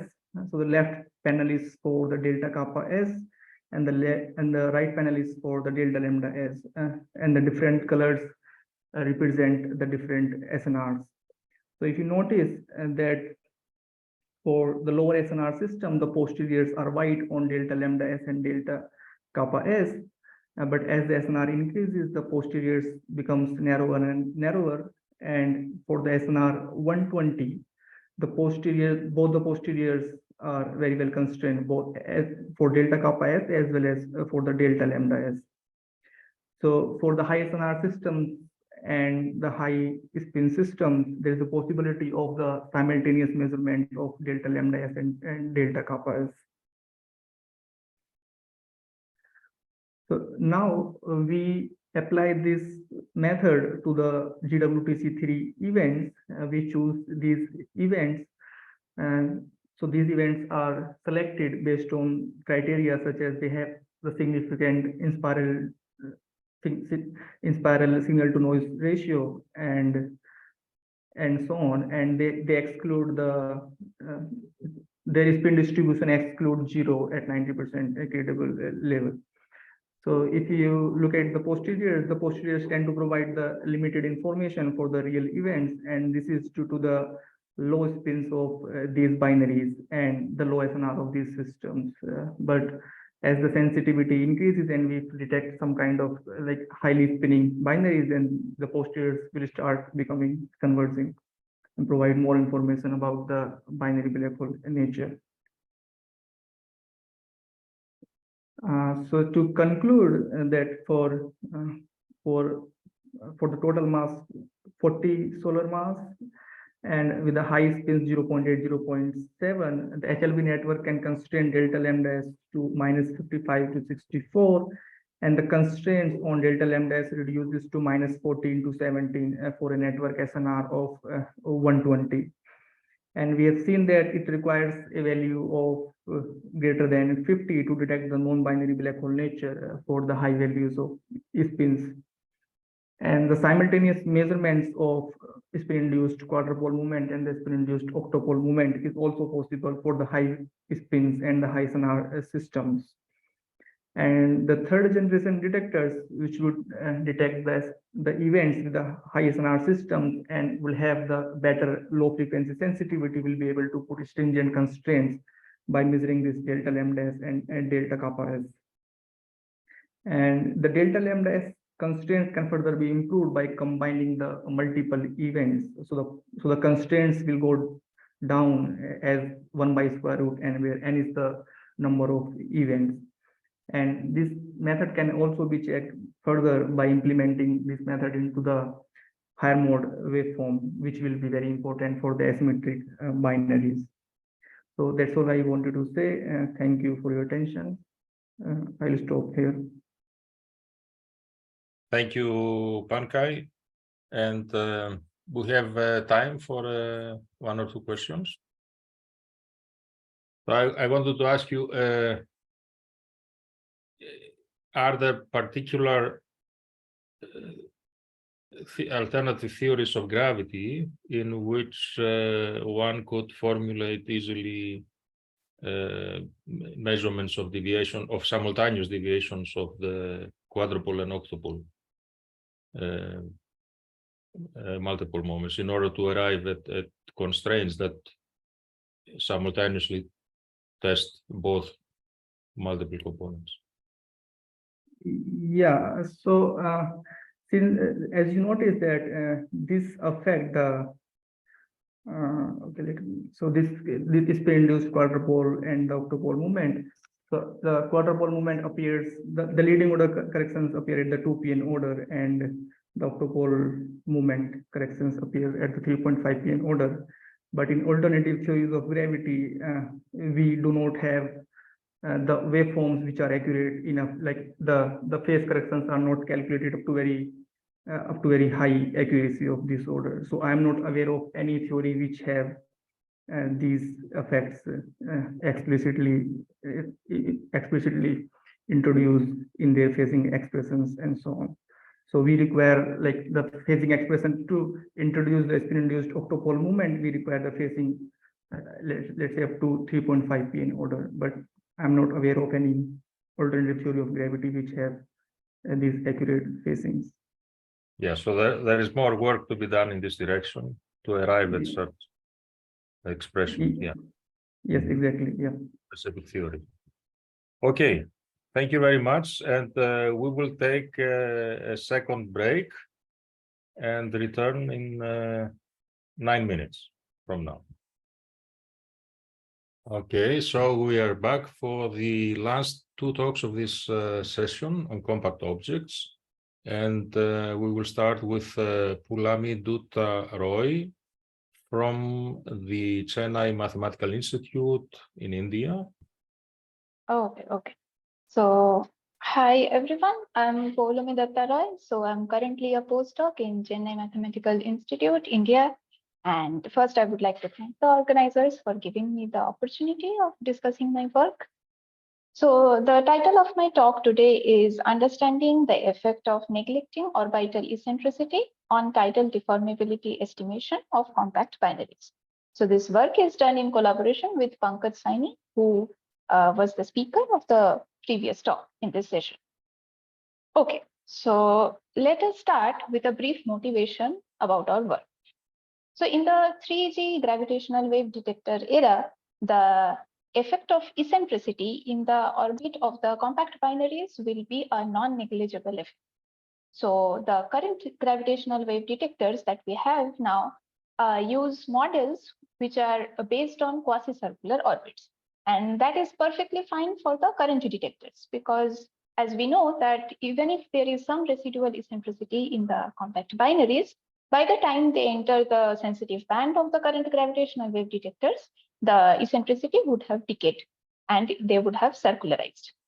But that is not the case for the 3G detectors, namely the Cosmic Explorer and the Einstein telescope, because they have improved sensitivity, especially in the low frequency region. And that will make it possible for the detection of the eccentric binaries. And the obvious consequence of that will be constraining the formation channels of these binaries. So now with this motivation, let us ask the question, what if eccentricity is still ignored? So that the consequence of that will be biased inference, and also that will lead to incorrect conclusion about the nature of the compact object. So with this motivation, we come to the aim of our work. So the aim of our work is to estimate the statistical and systematic errors on the tidal deformability parameter, which we denote by lambda, for compact binaries due to the effect of neglecting eccentricity. So we can analyze the result by considering the two cases, that of the neutron star and the black hole. So if we take the case of the neutron star, so because of this errors due to neglecting eccentricity on this tidal deformability parameter estimation, there will be biased estimation of the equation of state. So which will mean that we will have incorrect inference about the physics of the neutron star that is going on inside the star. And that will obviously have an effect on the estimation of the Hubble constant as well. And that will get biased through the love siren approach. Now, if we take the case of a black hole, then we can think that this test to be a null test, because we know that the tidal deformability parameter for a black hole is identically 0 within the context of general relativity.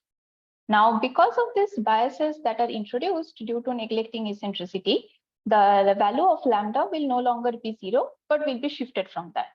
And that will mean that we will have incorrect conclusion about the compact object being something other than black hole, say a black hole mimicker.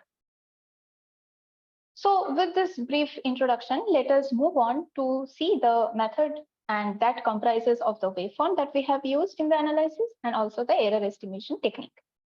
So we will first take a look at the waveform, which is the Taylor F2 eccentric waveform. So we know that the gravitational wave strain in the frequency domain can be written as a component of amplitude and a phase term. So if we focus for now on the phase term, so we know that the contributions can be written in terms of post-Newtonian expansions to the phase. And the physical origin of each of the term is denoted here, and the order to which, the Pn order to which they are calculated is denoted here. So you can see that the circular contribution to the phase has recently been extended to 4 and 4.5 Pn terms that we have also included in our analysis. And the spin contribution comes till the 4 Pn term. Now, the important part of our work will be the effect of eccentricity. And that eccentricity contributes to the phase of the waveform till 3 Pn. Now, the tidal contribution comes at a very later frequency regime, that is a higher frequency regime, and that comes at a 5 Pn and 6 Pn term. So we can see that the delta psi, which is coming as a contribution from the tidal part, is can be written in terms of the parameter capital lambda and delta lambda. Now, once again, this lambda, which is called the reduced dimensionless tidal deformability parameter, can be written in terms of the individual tidal deformabilities of the binaries, that is denoted by lambda 1 and lambda 2, and also the mass ratio, symmetric mass ratio eta. So you can see that it's a bit complicated to include the whole expression in the parameter estimation. So one of the methods that we use to simplify the scenario is to consider equal mass binaries. So if we do assume that the mass of the binaries are equal, along with the assumption that the lambdas are the tidal deformabilities of the binaries are also identical, then we can have the simplification of both the lambdas of the individual binaries being equal to the total lambda. And the delta lambda will identically be 0. So this simplifies our parameter space tremendously, because along with the other parameters, now the tidal contribution comes only through the capital lambda here. And if we do include eccentricity in this whole parameter estimation analysis, it will come as another parameter E0 denoted here. So this was the details about the waveform. And now let us take a quick review about the Fisher analysis. So the Fisher analysis, we know that each element of the Fisher information matrix can be written in this form, where you can see that the derivatives of the wave function is taken in terms of the different parameters of the parameter space, and the noise PSD of the detector that we are using will be coming in the denominator. Now, using this, we can calculate the Fisher information matrix, and if we invert that, we should be getting the covariance matrix. And the diagonal elements of the covariance matrix will give us the statistical error on each of the parameters of the parameter space, which is basically the 1 sigma bound on those parameters. So this is how we calculate the statistical error. But now say we want to calculate the systematic error, which is introduced due to neglecting eccentricity. So for that, we follow the Cutler-Vallisneri formalism, which gives us an expression for the systematic error, something like this. So what we see here is that HKP actually denotes the approximate waveform, which is the circular waveform in our case. And this effect of eccentricity comes in the error analysis in this term. So this term will help us calculate the effect of neglect of this eccentricity in the waveform when we are assuming that the waveform is a circular waveform. So, but in reality, the eccentricity is present in the waveform which we are neglecting. So now comes to the interesting part, that is the results of our work. So before we move on to the results for the error estimation, we need to keep in mind that there are three physical effects at play simultaneously, which will influence the error estimate on the tidal deformability parameter. They are the rate of decay of eccentricity, the time of onset of tidal deformability, the number of cycles in the detector band. So to understand a bit more about how these effects are influencing the error analysis, we can take a look at these two plots. So what the top upper plot shows that how the eccentricity is decaying as a function of frequency. So here we have an analytical expression that shows how the frequency decays as a function of the eccentricity decays as a function of frequency. So we start with initial eccentricity, say 10 to the power minus 3 at 10 Hertz. And we see that for three different mass binaries, the decay is different. So if we have a binary neutron star of 1.4 solar mass, the decay is very gradual over the entire frequency range. But on the other hand, if we have a, say, very heavy mass binary black hole, say, so then the decay is very rapid and very abrupt. So now if you compare this with the sensitivity of the 3G detectors, that is CE and ET, you see that the binary neutron star is going to spend a lot more time in the sensitive band of both the detectors with a non-zero value of eccentricity. So the takeaway message from this would be that even though tidal deformability in binary neutron star dominates at a later time of its corresponding in spiral period, it spends more cycles in the detector sensitivity band, which means that accumulation of more systematic bias happens. So that brings us to the results for the binary neutron star. So first we take the CE noise PSD, and we do not consider the eccentricity in our waveform. So we take equal mass binary of 1.4 solar mass with equal spin at 100 megaparsec. So the first plot that we see here shows two kinds of errors: the systematic error due to neglect of eccentricity and the statistical error shown here with dashed lines. And we take two different values of the lambda parameter.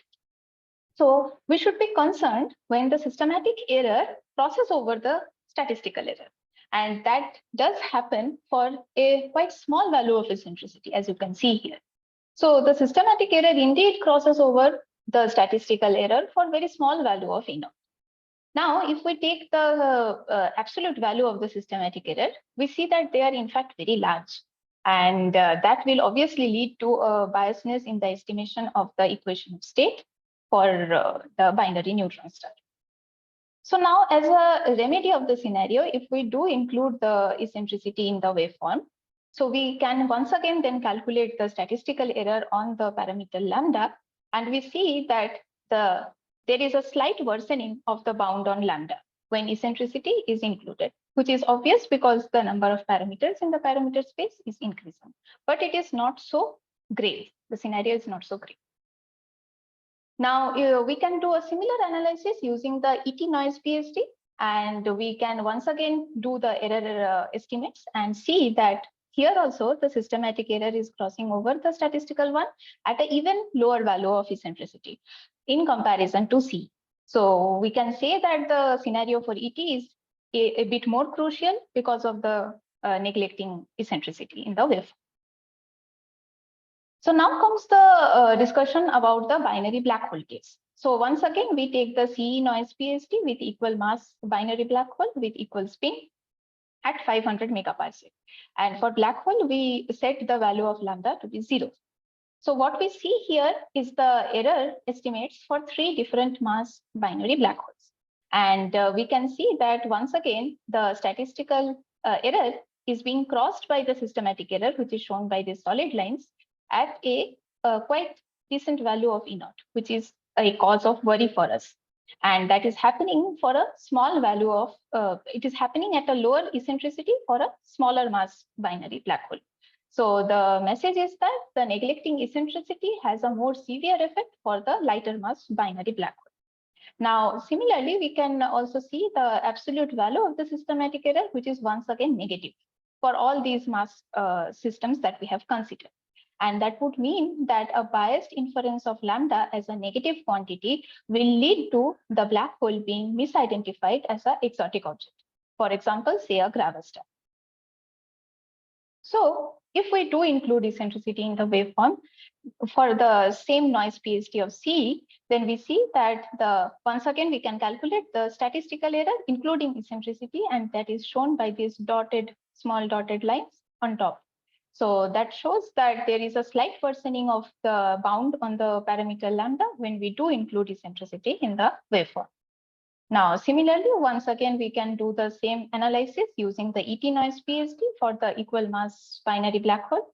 And we in fact see that the crossover of the systematic error with respect to the statistical error is happening for an even lower value of eccentricity, which was also the case for the binary neutron star. And if we do include eccentricity in the formulation, then there is the small worsening of the statistical error when on the parameter lambda. So that brings us to the conclusion of our work. So we see that neglecting eccentricity introduces bias in estimation of the tidal deformability parameter. And for the 3G detectors, namely the CE and ET, inferences are very sensitive to even small eccentricities of the order of 10 to the power minus 3 or in sometimes 10 to the power minus 4, which is a quite cause of concern. Now, for binary neutron star, we have seen that there are large systematic biases even at very small values of eccentricity, which will obviously lead to biased estimation of the equation of state.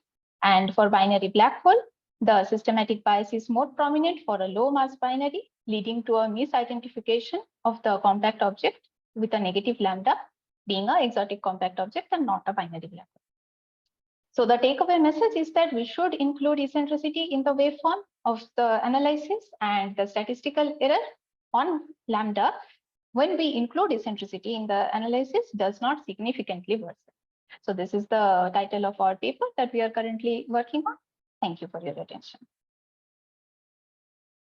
Thank you, Poulami, for the nice talk, and we have plenty of time for questions. So what is currently the best available model for including eccentricity for binary black hole mergers? So here we did a Fisher analysis, so that's why we use the Taylor F2 eccentric waveform, but that is what the waveform that we have used. And for the calculations that for the real data analysis, I think there are the IMR waveforms that will be more suitable. Mm-hmm. Is that a model which is sufficient for the era of third generation detectors, or will it need to be improved? Yeah, so to answer that, I think we need to do a Bayesian analysis, but because then we can take the validity of the waveform as such. But yeah, so it is hard to say from the analysis that we have done for now. So this is kind of a leading order analysis that we have done to show the effect of eccentricity, and that it is an important quantity that should be included in the full analysis. Yeah. Okay. Yeah, very nice results. Thank you.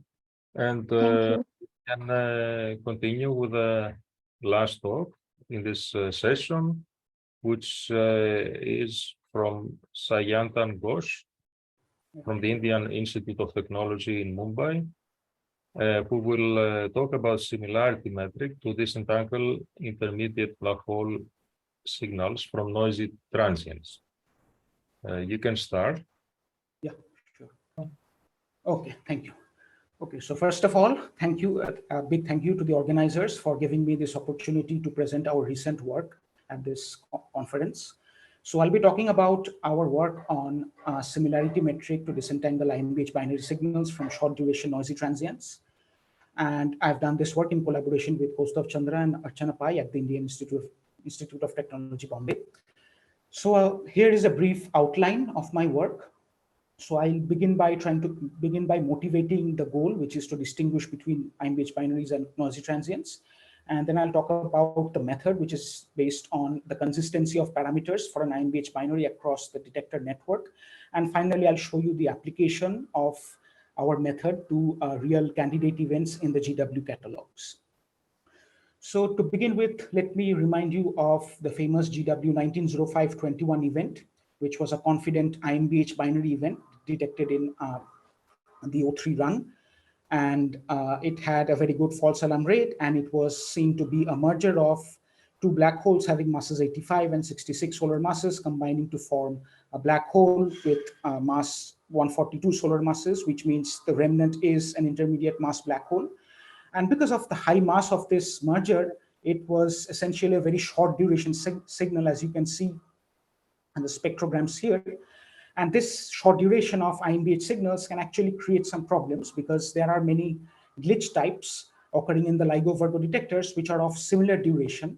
And they're also morphologically similar to IMBH signals. So if you look at the spectrograms here, on the left-hand side, I have the 1905-21 event. And on the right-hand side, I have one of the glitch types called the Tomty glitch.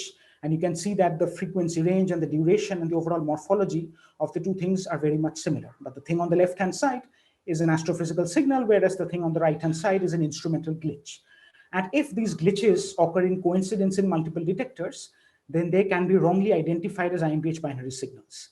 And this mislabeling of noisy glitches as astrophysical events will, of course, have adverse effects on our astrophysical studies.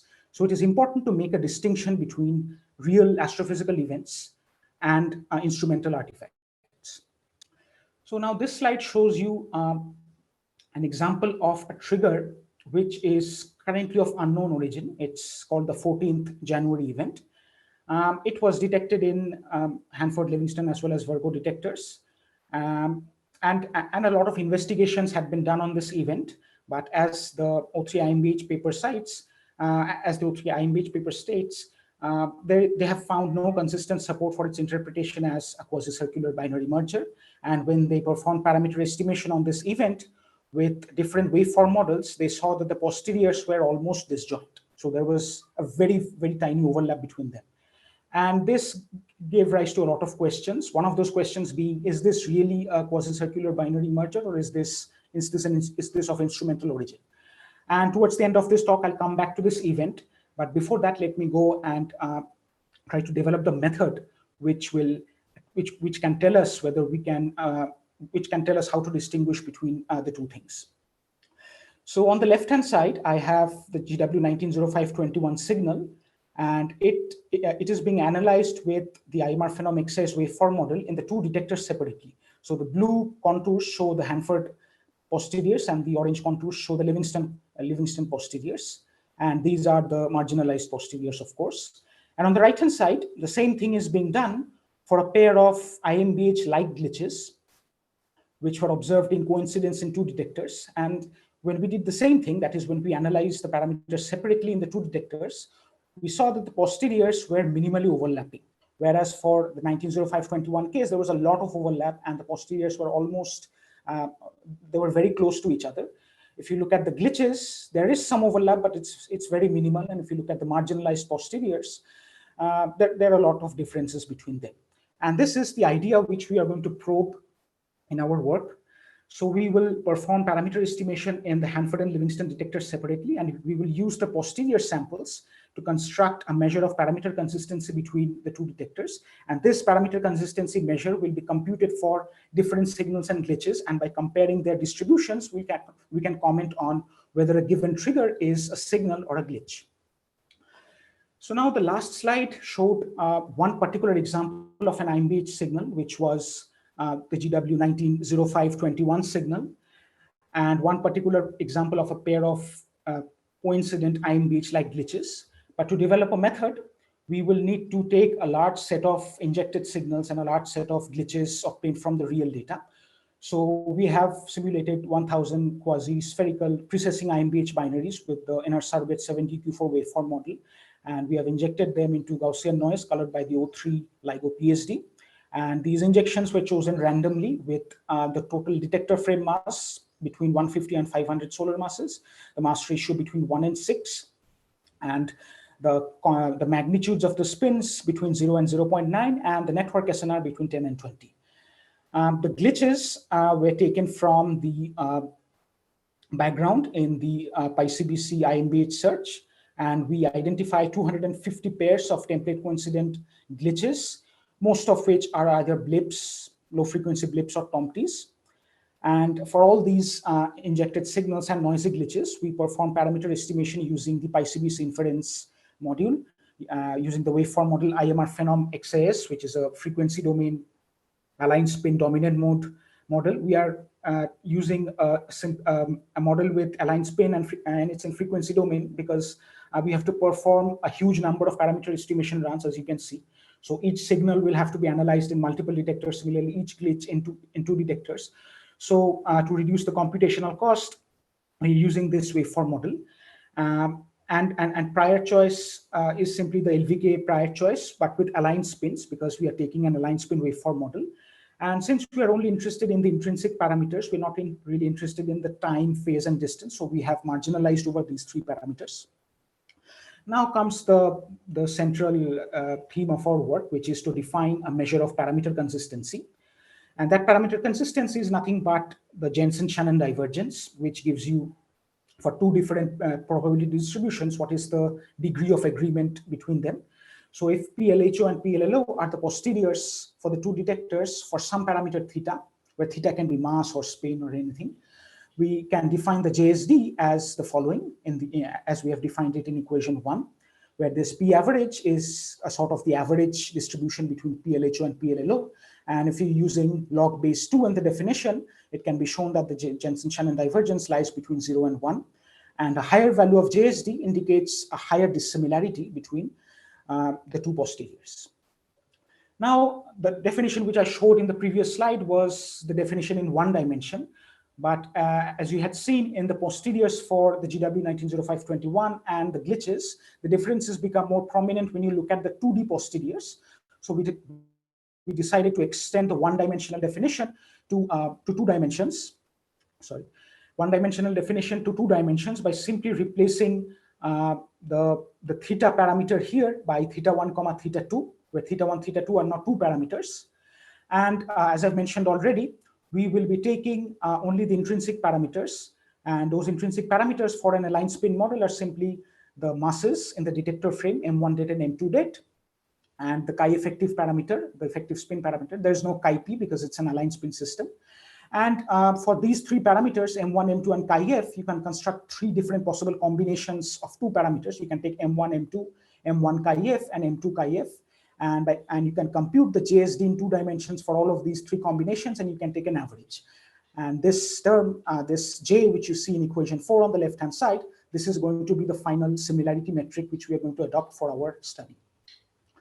So now on this slide on the left-hand side, in the top panel, I'm showing the distributions of the injected signals and the glitches. So the histograms are shown along with the probability density functions, which we have fitted to these histograms, and also are shown. I have shown the GW 190521 signal as the vertical blue dashed line, and the pair of sample glitches, which I showed in one of the previous slides, is also being shown here in this vertical red dashed curve. And you can see that as expected, the 190521 signal has a very low value of J. So this log 10J is around minus 1.5, which means the J is lower than 0.1, whereas this pair of glitches has a much higher JSD value. So this lies inside the glitch distribution and near the right tail of the signal distribution, whereas the signal, the 190521 signal, lies inside the signal distribution, but near the left tail of the glitch distribution. And here I've just given some numbers to demonstrate that that there is a possibility of using this J as a discriminant between signals and glitches. So, for example, if you take J equal to 0.1, you have 77% of the signals which have J less than this, and if you take and there are 87% of the glitches which have J more than 0.1. And in the lower panel, I'm showing the cumulative density plots for the signals and the glitches. And you can see that for the 190521 signal, we have a very high value of 1 minus CDF S and a very low value of CDFG. So this indicates that there's a high probability that signals will have higher JSD values than this, and a very low probability that glitches will have lower JSD values than this. Similarly, if you take the pair of sample glitches, you can see that the CDF is high, but the 1 minus CDFS is low, which means that the probability of glitches having JSD less than this particular value is much higher than the probability of signals having a JSD value higher than this. So, so we can say that if you have lower values of J, then the triggers are more likely to be massive BBH signals. And if you have higher values of J, then it's more likely that they are of accident.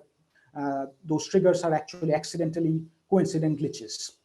But at the same time, I must draw your attention to the fact that there is a little bit of an overlap between the signal and glitch distributions, and we'll see how to deal with it in the subsequent slides. So now let me just reiterate the question which we set out to address.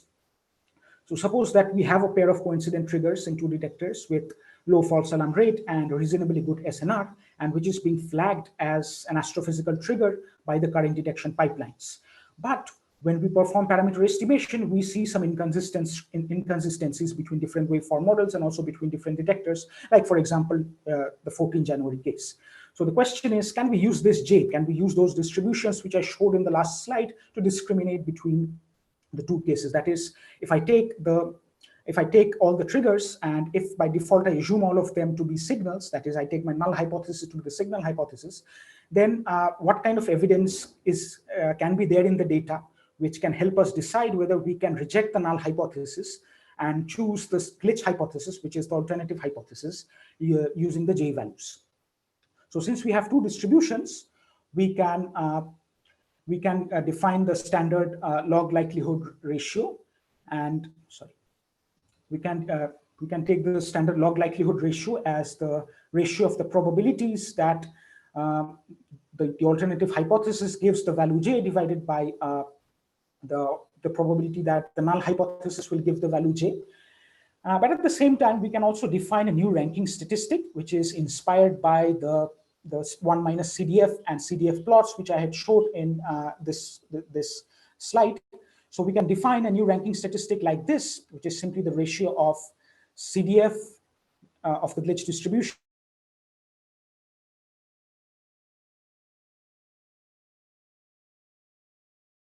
and 1 minus CDFS of the signal plot. Here shows that there is a one-to-one correspondence between the R statistic and the likelihood ratio. And as the likelihood ratio increases, the R statistic increases monotonically.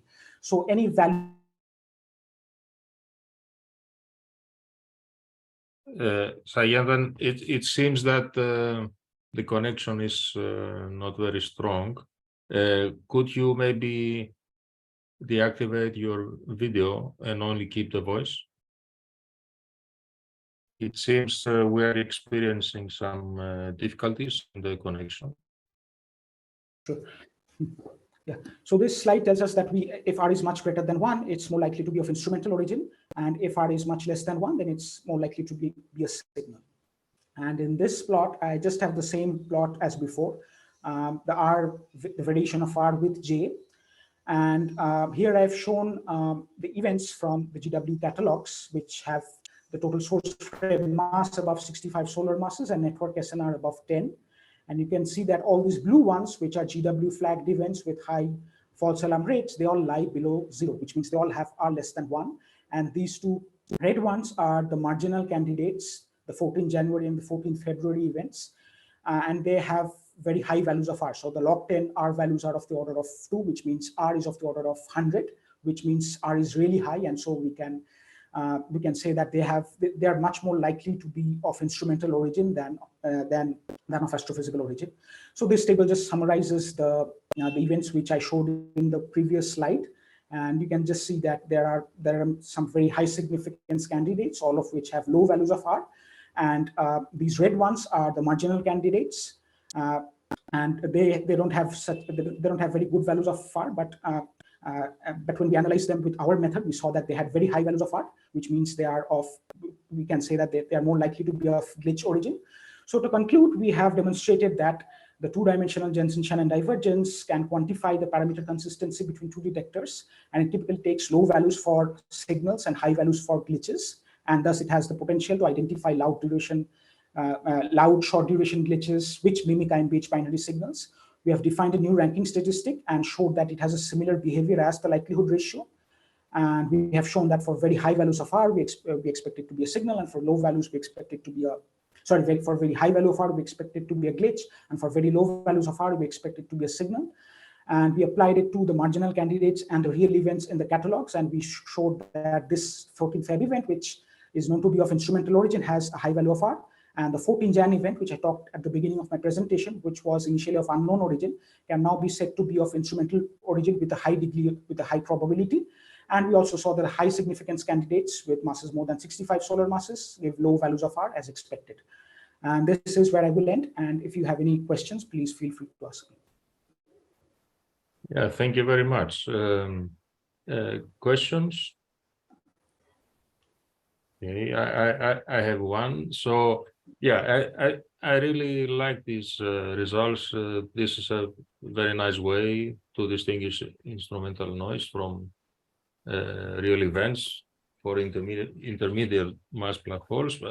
I'm wondering whether you could define this new ranking statistic also for lower black hole masses. Would it be possible?